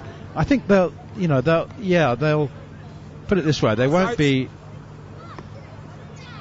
looking for more than a boundary and over. I think they'll try and play risk-free cricket, just keep the 5 wickets they've got in hand, and I don't think they'll be scared if the run rate goes up to 10 or 10 or 11, as long as it's not for 7 or 8 overs. That one down the leg side. Dockrell had backed away once again, looking for some room through the offside, just past the leg stump, taken by Dane Cleaver, who whips the bails off. The batsman was a long way outside leg stump by the time the ball passed him, so not called a wide. 93 for 5. Ireland needing 174 to win. 81 left. 81 more runs needed from 51 balls. Soddy in once again. That's short and pulled out towards long on and caught by Ferguson. Lockie Ferguson judged it perfectly. Didn't have to judge it particularly hard. To be fair, it's gone pretty much straight to him. And you'd back yourself to catch 98 out of 100 of those, if not 100. So Dockrell, short and sweet, but gone. And Ireland now 6 down. And I rather suspect that now they have no choice. They're just going to have to. Maybe actually, Dockrell gone for 15 from 7 balls. Maybe actually they will follow the old adage of take it deep and give yourself an outside chance, because it's better than no chance. I think they're going to have to, although that's not really Mark Adair's way of batting, is to knock it around to the infield and take singles and twos. He likes to swing and swing hard, and we're seeing him swing and be successful, and also swing and miss plenty of times in that ODI series as well. A soft dismissal, that's just another soft dismissal by Ireland, and they'll look back at this innings and think, how many times did New Zealand actually bowl us out? And I can't think there were many. There were a few at the top, but quite a few. Sterling was a soft dismissal. So it's been a game of not really fantastic bowling by New Zealand, but really poor cricket shots from Ireland.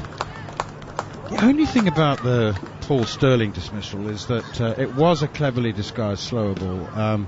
It looked soft, it looked tame, it looked meek, it looked like a bit of a surrender, but I don't think enough credit's given to bowlers in this format, so I'm going to say well bowled by Lockie Ferguson, but Paul Sterling will be thinking it was his fault, it was his mistake. Slog sweep now all the way along the ground, down on one knee Curtis Camphor, he picks up a single out to the sweeper. And Curtis Camphor's going to have to be smart now with his batting in the options he takes, and as you said earlier, Manners, the risks that he takes going forward. I'm not sure Mark Adair is just a ticket along type of batter.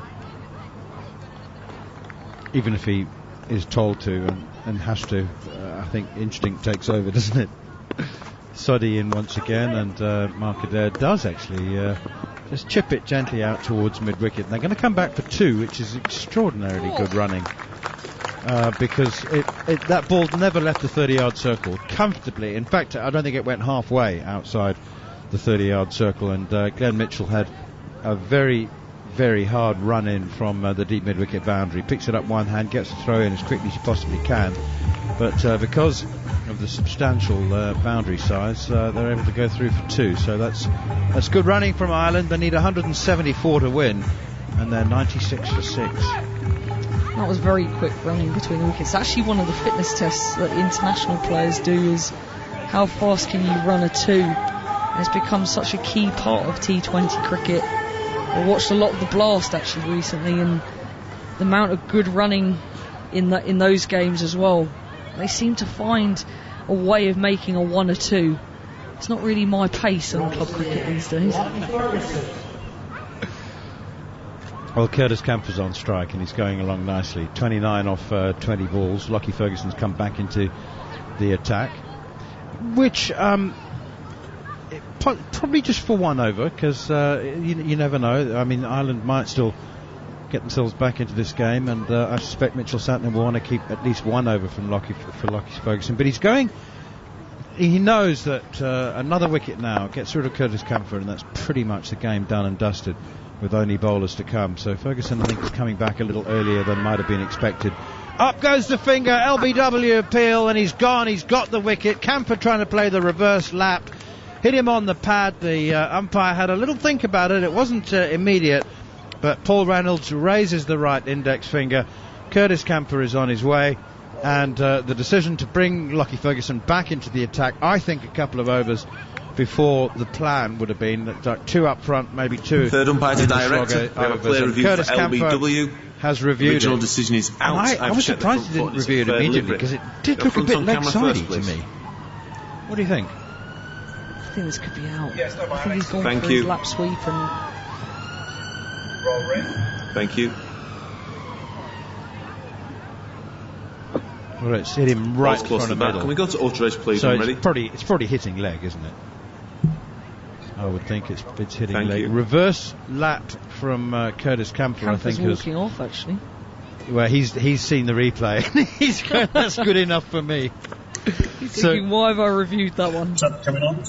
I think he was told to by Mark Adair, to be honest. The non-striker walked down from the non-striker saying, "Look, mate, you're our last chance.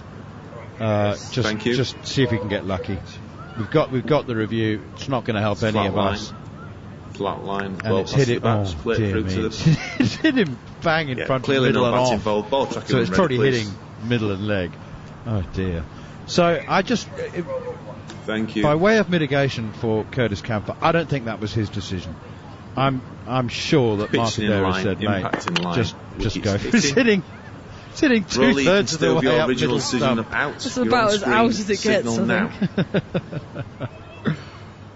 Not the hardest decision that umpire Paul Reynolds has ever had to make, and Curtis Camper is on his way for 29. And Ireland now in more than a spot of bother at 96 for 7. Yeah, it's going to be very difficult from here on out. A brilliant bowling change to bring back on Lockie Ferguson, and for him to be smart enough to bowl his Yorker when Curtis Camper was looking to hit behind square, to look for his paddles and his reverse paddles and scoops. Really well bowled by Lockie Ferguson, and you just feel this is becoming a tame end now for the Irish players. So, do they go down in a blaze of glory? Why? Swinging for the hills? I would. Barry McCarthy is the new batsman coming in at number 9. His 20th T20 international. Strike rate of 120. But he is batting at number 9 on merit. Oh, hello. He's got underneath this one from Ferguson, and he's heaved it out towards deep mid-wicket. It's going to fall safely in no man's land. Martin Guptill does the collecting. I beg your pardon. It's Michael Bracewell who does the chasing back from long on. Got underneath that one nicely. He's hit it a long way up, but it long on up inside the fielding circle. Yeah, he must have heard you. He's certainly going for it by the look of that shot. He's not going to fall over in a heap and look to block. 2 bowlers at the crease, McCarthy and Adair, both on 2 from 1 delivery. That's a bouncer from Ferguson. It's a pretty quick one too, and it's gone over the batsman's left shoulder. He was thinking about having a hook. That looked wide to me. I wouldn't be surprised if that on replay shows it to be going over the batsman's head. Yeah, it did look close. There's no such thing as a fast bowler's union these days, is there? But that's gone over the top of his head, and he was in an almost upright position because he was hooking. I think that's he's got away with one there, Lockie Ferguson. Still, he's got brilliant figures of 3 for 9. from 2.5 overs. Might just be, if he picks up another wicket or two, that he'll give Glenn Phillips a run for his money for the Man of the Match award, or Player of the Match award, I should say. 69 not out from 52 balls, Glenn Phillips. Flurry of boundaries at the end pushed New Zealand from an OK total to a good total, as opposed to a really imposing total. No ball? Is that a no ball? It was a no ball. Yeah, it was. Free hit. Lockie Ferguson overstepping. So Barry McCarthy with the free hit as Ferguson is in. Bowls slower wide Yorker, superbly done, brilliantly done, and McCarthy had backed away to the leg side, hit through the offside, and whether Ferguson saw him coming or not, I think he probably was going to bowl the slower wide Yorker anyway outside the off stump, and McCarthy was a long way from even reaching it. Yeah, it was along the wrong tube line by the look of things there. That was very well bowled. Hitting that wide line, where do you hit that as a batter when you're trying to wind up to hit a free hit into the leg side? Really well bowled. 99 for 7 Ireland, needing 174 to win. Now the full-paced Yorker length delivery, crashing into the middle of the bat. Would have been the middle stump had he not pushed it up towards mid-off and scurried through for a single to bring up the 100 for Ireland, but they need 74 to win. They have only 43 balls left, and more importantly, they have only 3 wickets left. Remember this, a 3-match T20 international series following the 3-match ODI series, which New Zealand won. It's going to sound contradiction in terms, but won by the skin of their teeth, 3-0. 2 of the games winning by 1 wicket and 1 run, New Zealand. But this looks like being the most comprehensive result of the 4 matches so far, as Mark Adair pushes it to wide mid-on and scrambles through for another single. So 13 overs gone. Don't get too many really one-sided results and games in this format, but I think Ireland, I think we will look back and reflect on the fact that they lost it with over 30 runs coming from 2 of the last 3 overs, and that really changed 150 into 173. Yeah, and it shifts the momentum as well when you concede that many off your last 3. But Lockie Ferguson, I just want to pick off the back of that over. He mixed up his pace brilliantly. He's such a skillful bowler. Not only does he have great pace, he also has really good off-pace deliveries that are just hard to pick. Serious talent he is. It's great to see him back, isn't it? It's always good to see Lockie Ferguson back.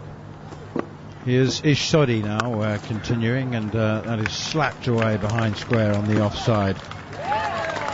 And 4 runs, too short, too much width. Scoring opportunity for Mark Adair, which he gleefully takes. Picks up 4 runs. Do you know what? So, some players are known by their nickname for so long throughout their entire careers, and often during their childhood, that people often don't know what their real names are. Do you know what Lockie's real name is? I don't actually. Well, you're not the only one, don't worry. Lachlan. Oh, there you go. Good Scottish name, that, isn't it? Lachlan Ferguson. Short ball here, wrong un from Ish Sodhi. Turns into the batsman. He tries to pull it, but he's undone by the unexpected turn, the wrong un. I might even prefer it, actually, to Lockie.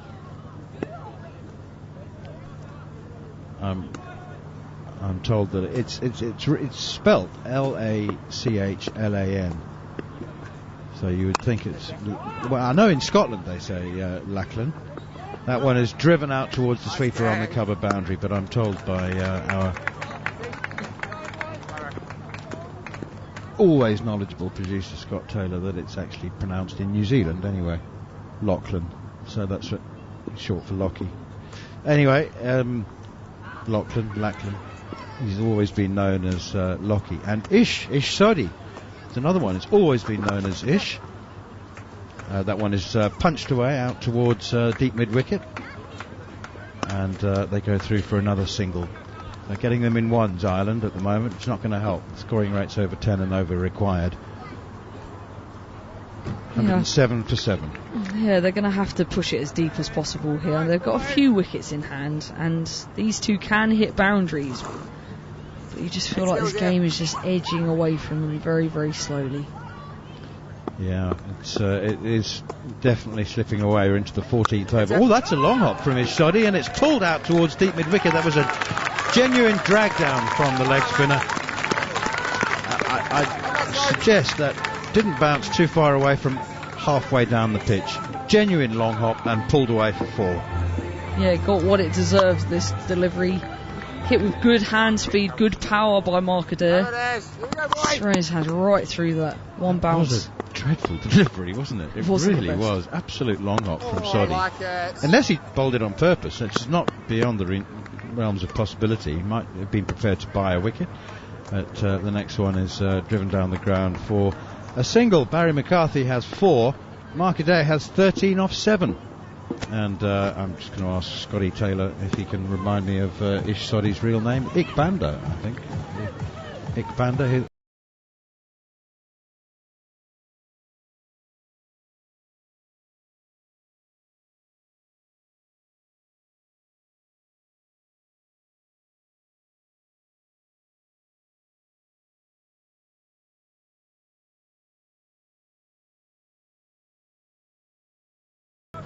Yes, and with Michael Bracewell at the crease rather than exactly. Mark Adair. Yeah, I mean, we've seen games won from positions like this with one recognised batsman at the crease. Unfortunately, Ireland have none. Yeah, that's going to be the issue, I think, in these last 6 overs. Jimmy Neesham back into the attack. 1 over for 11 so far, and he starts with a wide delivery outside the off stump, just inside the wide guideline, however, and Mark Adair swishes and misses. Has a swing at that one. Very tight to the wide line there. We've seen that a few times in this game. Sometimes it is a tactic though by fast bowlers just to chuck it out really wide and go on, fetch that. Neesham comes not exactly steaming in, but trundling in, and that one is pulled down towards long on and deep mid-wicket combine as Bracewell and Phillips who gets there from deep mid-wicket rather than Bracewell at long on, but they've gone through for 2. And another Mark Adair's having some fun anyway. What's that? No, Mark Adair, I'm saying, he's having some fun. You were talking about Ish Soddy? No, I was talking about slow ball by Neesham, but really cleverly bowled by him. He is highly skilled one-day specialist, isn't he? Limited over specialist. Now a short ball outside the off stump. I don't know, I think that looked like it was pace on rather than a slower ball bouncer length delivery outside the off stump. Adair convinces us that he is usually a very good uppercutter by rehearsing the shot 3 or 4 times, having missed it the first time, or maybe just chosen the wrong option, tried to slat it over cover rather than steer it over short third. 114 for 7 Ireland, 60 required from 33 balls. Slower ball again from Neesham and beautifully bowled. And it's amazing, isn't it? Bowlers have been bowling slower balls for over 20 years now, and they still find new ways to disguise them. Batsmen had no idea there. Absolutely clueless. Wonderful leg cutter. Anything into the surface that's been slow today has been very difficult for the batters to hit. It's just that when you keep your arm speed the same as a fast bowler, it's really challenging to pick it. Neesham in once again, looks for the Yorker now, and it turns out to be a low full toss instead. And Bracewell tidies up on the long on boundary. They do take another single. It's always a tricky situation, this, for the Irish batters. They're trying to go for it. Clearly they want to score runs, but they're just finding it really difficult against this bowling attack. 59 from just 5 overs and 1 ball. That's the requirement for Ireland. It's highly unlikely that they'll get very close, let alone win the game.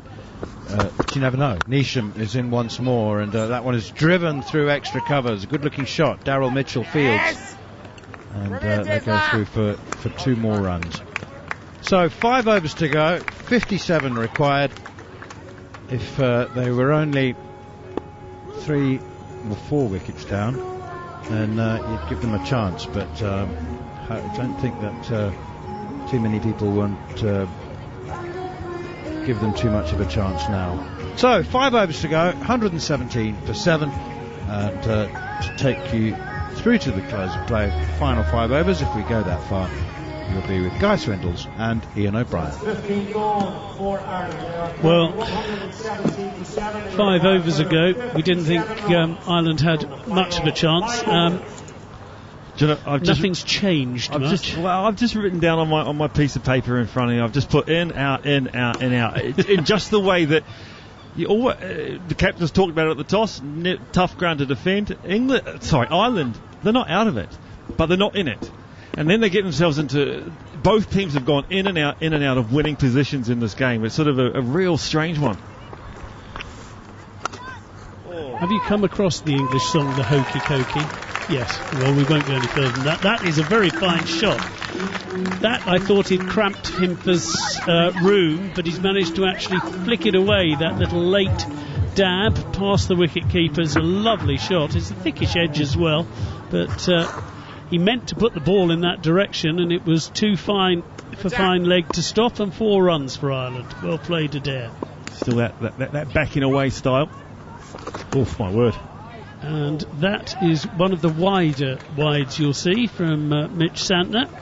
Just got his angles wrong there. He runs back just to put that delivery behind him. Comes in again, and this is attempted reverse slog. Sweep would be too polite an expression, but you can just having a look at Adair's body language, and I think on the back of his couple of overs at the end, his 18th and 20th, there's almost a lack of care. Though he's catching up on the 35 he shed in the last 2 overs of his spell. Another 4. And when I say a lack of care, I don't mean it as in he doesn't care. I just see the freedom of it doesn't matter here what I do because I'm in way too early and we're not in a good position. So I'm just going to enjoy myself and see what happens. And that's what I mean when care. It's just, we'll see what I can get out of this, see how much fun I can have, and I'm not going to take it too seriously. And he's putting Santner off, who's just bowled 5 wides down the leg side. The keeper couldn't stop the ball. So at the moment it's working. They go through for a single after a misfield as well from Martin Guptill. So just getting a bit creaky at the moment, New Zealand, having been firmly in control. Bit of pressure being put back on by Adair, who's now 21 from 15, 128 for 7. Santner left arm around, and McCarthy, who has looked altogether less likely to score the runs as quickly as his partner Adair. But you're right, Adair is playing with the freedom. There's something I noticed in county cricket. I know this isn't county cricket, and I know that a lot of these guys, a lot of the Irish players haven't necessarily played a lot of county cricket, but I understand there are some that have. There's a thing in county cricket where if you're not winning a game, you basically you just put the handbrake on and just go through the motions to save yourself for another day. Now that sometimes drags the opposition down as well, and I kind of get the feeling that that's a little bit of what's happening here. Adair's dragging New Zealand down to his level. Santner outside off. It was wide-ish, but eventually Adair managed to stretch and get the ball out into the sweeper area in the cover side on the offside. They can only go through for a single, 130 for 7. Santner will be glad to see the end of this over. That's dragged down on leg, but McCarthy can't make anything of it. The score has gone on to 130 for 7. Santner's figures have been rather spoilt by that burst in that over, and his 4 overs have now cost 36. Yeah, a little disappointing from the start. Started quite with they worked out his game plan. Let me put that. I think the Irish batsmen worked out how Santner was going to bowl, and then punished him and put him away towards the end. Made him bowl made him miss in essence that little bit of pressure. As captain for Mitchell Santner in the T20, there's a lot going on in terms of organising your field. When am I going to bowl? How am I going to bowl? Who's going to bowl next? And I think just in this little bit, he's maybe when the pressure's just come off and he's taken that pressure off himself. I think that's we've just seen we haven't seen the best of him. Yeah, he went for 9 and over, so did Sodhi, but Santner did take a couple of key wickets, and that is the massive plus currently. Lockie Ferguson, the pick of the attack so far, 3 for 12 from his 3 overs, but it's Jimmy Neesham who's coming back on again, and again, if that had been left, it would have been a wide, but it was toe-ended about 3 metres out into the offside where the ball just died a death, and they can go through for a single because no fielder was that close. I sort of call that one the deliberate bad ball, and it's very hard to not hit, to not have a little bit of a dab at that, the real rank, wide, slow one. Hard to not hit it. He's in again, and this has gone straight up in the air. But I think it's between the fielders. No, it's a great catch. Sodhi has taken a brilliant catch at fine leg. It swirled for what must have seemed like a lifetime above him. But in the end, McCarthy, who was struggling to keep up with the run rate, had to give it a dart. And Sodhi's took an excellent catch in the deep. And the score is 131 for 8. The perfect song is Kylie Minogue's I'm Spinning Around. This Sodhi he ran quite some distance and did sort of 2/3, almost a full circle, to then come back another 90 degrees. It's a pretty handy catch at short fine leg. Sodhi's not he fields at short fine leg for a reason, for the same reason I used to field at short fine leg. I can tell you that for free. And he's made that look very difficult and then made it look very, very comfortable. Good catch. And New Zealand, you have that that partnership breaking wicket that they've been sitting on and sort of waiting on, because that partnership was just putting Ireland into a handy little position where they only need 10s. And I say they only need 10s, but it's only 10s for 4 overs. 40 runs off 4 overs in a T20. Couple of outside edges. You can do that. Yeah, absolutely. You can do that. Even with 2 wickets, the Starlings still have a chance. And I go back to that, what I wrote just as I sat down, in, out, they're in the game, they're out of the game, they're in the game, they're out of the game. It's just one of those pitches where no one dominates, and we end up with another entertaining New Zealand versus Ireland clash on talkSPORT 2. Wonderful. It is the gift that keeps giving, as Neesham's in again. That's out onto the legs of Adair, but Adair plays it very nicely. Good fielding out in the deep by Phillips means that they keep it down to 2. One of those terribly cliched good cricket all round. That last shot played out nicely, good fielding, good shot, decent delivery, 2 runs. Thanks very much. Just going to go back to that McCarthy dismissal. Another pull shot, and it's another pull shot that no one's timed. And I said that during the first innings numerous times, and just not a pitch for pull shots. Neesham in again as the attempted pull shot is missed and it goes through to the wicketkeeper, but Neesham found another yard there. That's the quicker one. They just come up on the screen as 130, but the change in pace and the kick that Neesham gets when he drops the front shoulder and bangs it in is significantly different. And that one over Adair's head, well, just past his sort of head and grill. No, superb. Nicely.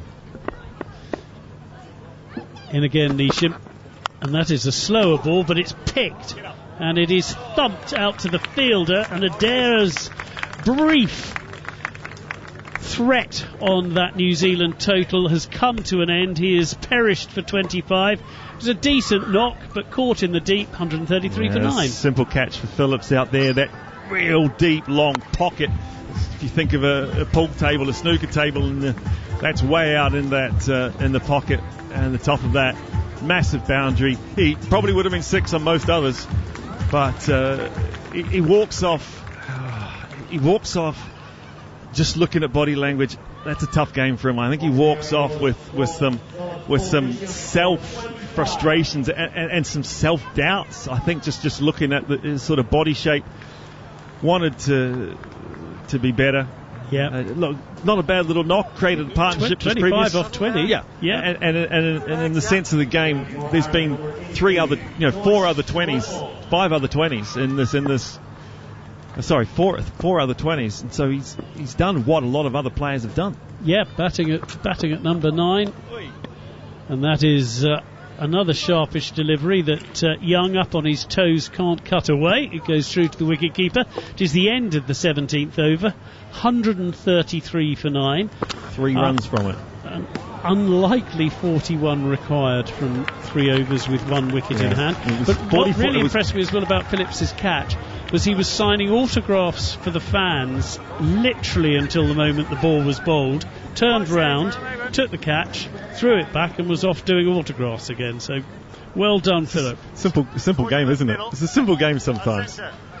And it's nice to be able to, every now and again you do get the opportunity to just nip to the fence and sign a couple and get back into the game.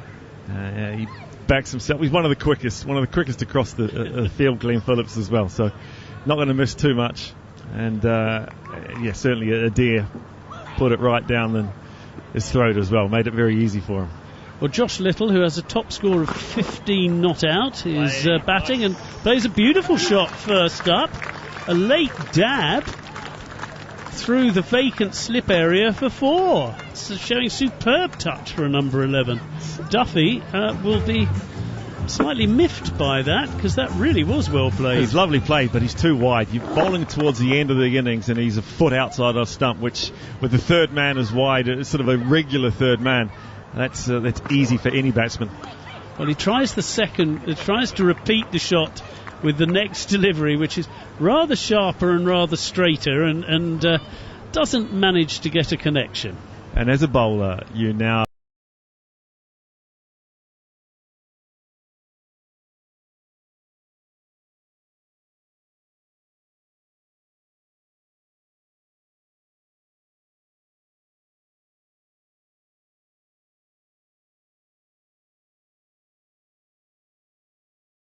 toss, but a slow full toss, and is just punched out for a single. Yeah, back of the hand, 2 fingers up.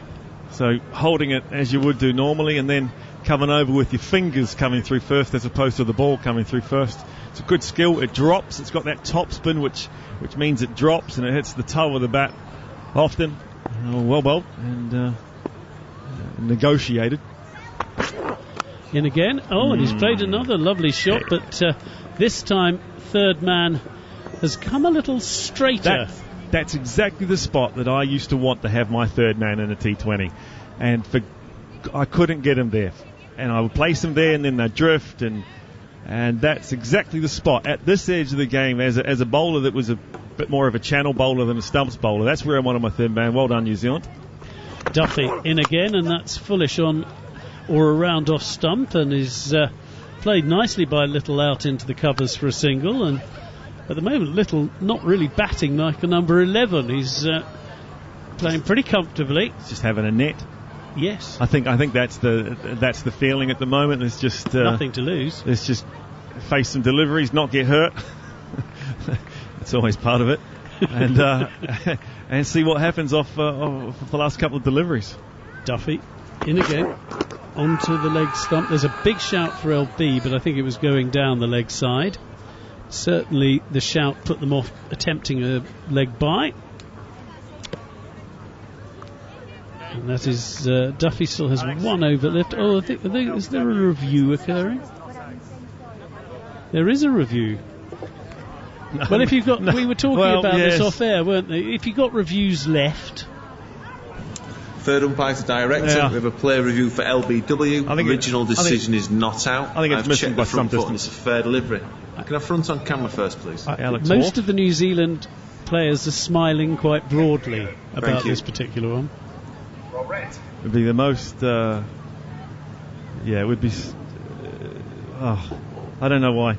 It's not even close. No, just wasting. Close to the back. Can you go to Ultra, please? Just wasting time, and now Alex Wharf has to go through all the Exactly. The flip chart of despite actually having seen it now on the screen, realising that he was standing outside off stump, leg stump, was still trying to flick the ball to leg. Yeah, the flow chart says we have to check for the edge, we have to do this, as opposed to that's missing leg stump by miles, so let's just move on. Involved. Can we go to ball tracking when ready, please? He doesn't sound as bored as I'd be if I was asked to review this, though. Well played. Umpire's call. Paul, you can stay with your original decision of not out. Well, probably the least surprising lost review I've seen in a while, that one. Blair Tickner on the sideline for New Zealand, big dirty smile, along with Mark Chapman sitting there with big smiles. Just what are you doing? The wicket keeper just can't. What? Why? How? And this is where Ferguson's sitting with 3 wickets. He's going to miss out on a 4th because the umpire's going to give him a mistake. And the difference between 4 wickets and 3 wickets in a T20 is vast. Yes. And we saw 4 in the first innings from Adair, so it has been done, but it's a vast difference picking up 4. You have your own column in T20, don't you? It's the equivalent of 5 in other forms. Ferguson, who has been by some way the pick of the bowler, with a beautiful Yorker that somehow Little gets enough toe end of the bat onto his pads and digs out. Just a real lovely.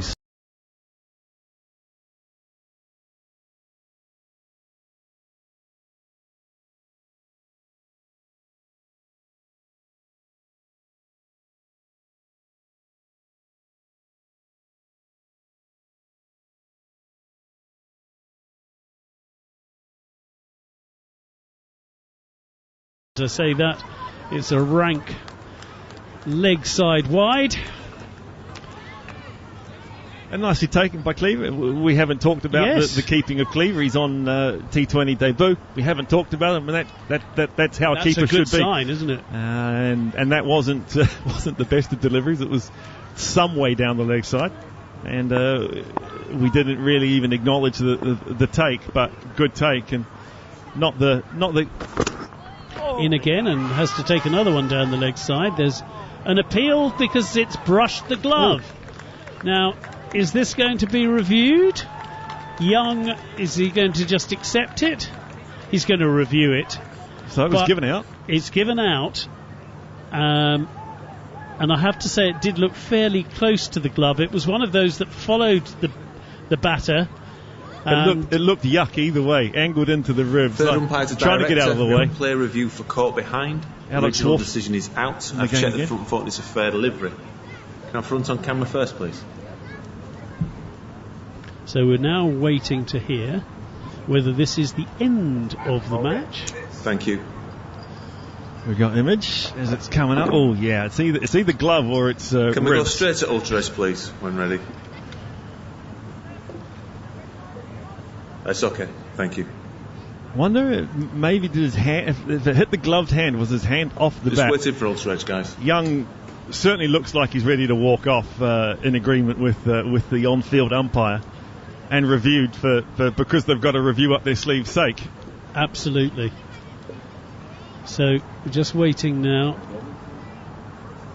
Oh, and suddenly, of course, the technology has gone quiet. Thank you. Here we go. So, is there a little flick? There is the tiniest. Yeah, there's of a clear spike as the ball's next to the glove.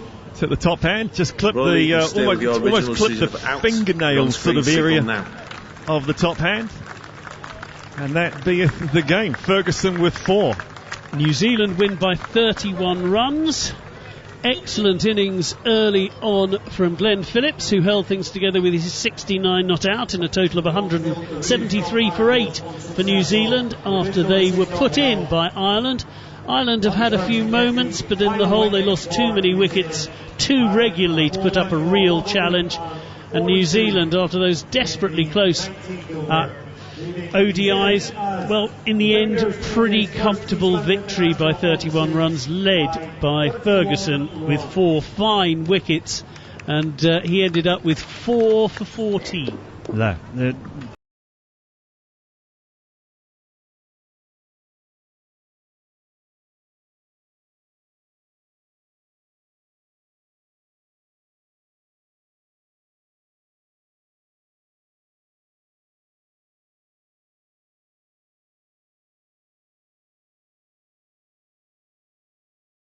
59 from 52. That was ugly as well. And it was the combination of all of those ugly, all of that not pretty, all of that mistimed but stuck in and got there. And that's what got New Zealand past what I think they should have. I thought Ireland bowled particularly well, and then they didn't.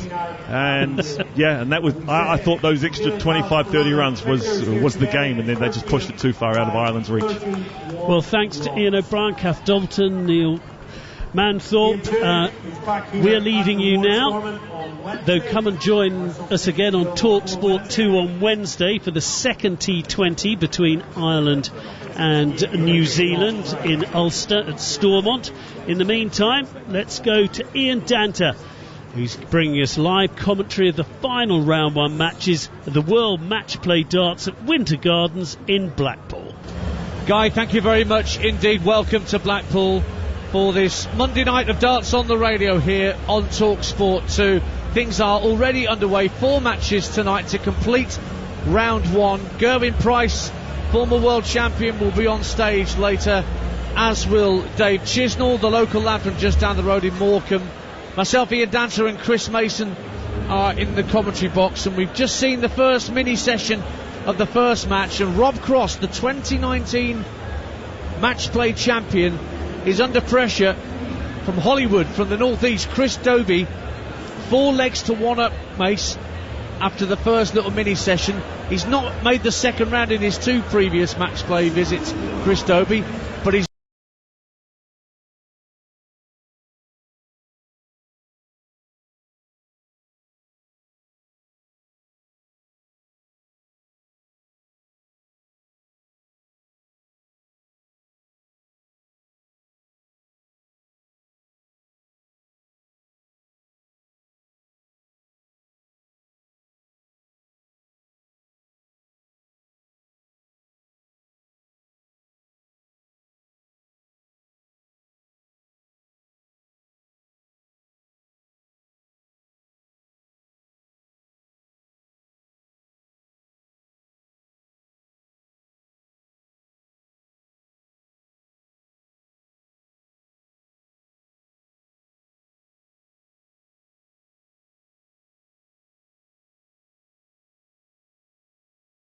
One from 9 on the doubles from Rob Cross. That is where the damage has been done, and that's why he trails 4-1.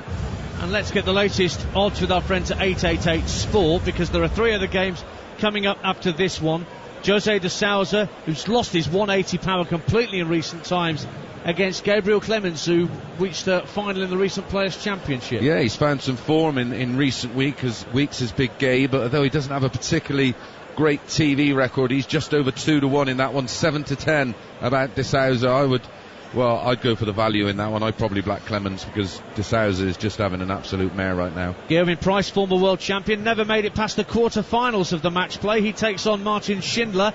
This is actually a tighter contest than many might have predicted. Well, his debut he made the quarters. Last year he made the quarters, and 4 out of 5 in the 5 matches, the 5 tournaments in between that, he's won just 1 game. He's 4-11. Schindler just shy of 2-1. Again, could be some value there, because Schindler, like Clemens, has been playing out of his skin. And just finally, Dave Chisnall against Kim Hybrex is finally up tonight. Chizzy's, he's got great 180 power. Yeah, he's the man on the red bit, that's for sure. They've quoted him as 2-5. I quite like Hybrex for the win at 9-5, though. I'd probably oppose all the favourites in the final 3 matches, just looking for a bit of value. Rob Cross was a 4-7 favourite for this one. 13-10 about Dobie. Maybe it's going to be a night for the underdogs. Well, those were the very latest odds from 888 Sport. It's 18 plus. The website that you need for all the details is begambleaware.org. So we're back underway with the second mini session of 5 legs. Rob Cross has the darts in leg 6. He's 4-1 down, remember. It's a race to 10 to get through to the second round. This is the final quarter being completed tonight. 1 or 2 seeds have already bitten the dust, notably the Flying Scotsman Gary Anderson, who's already going home.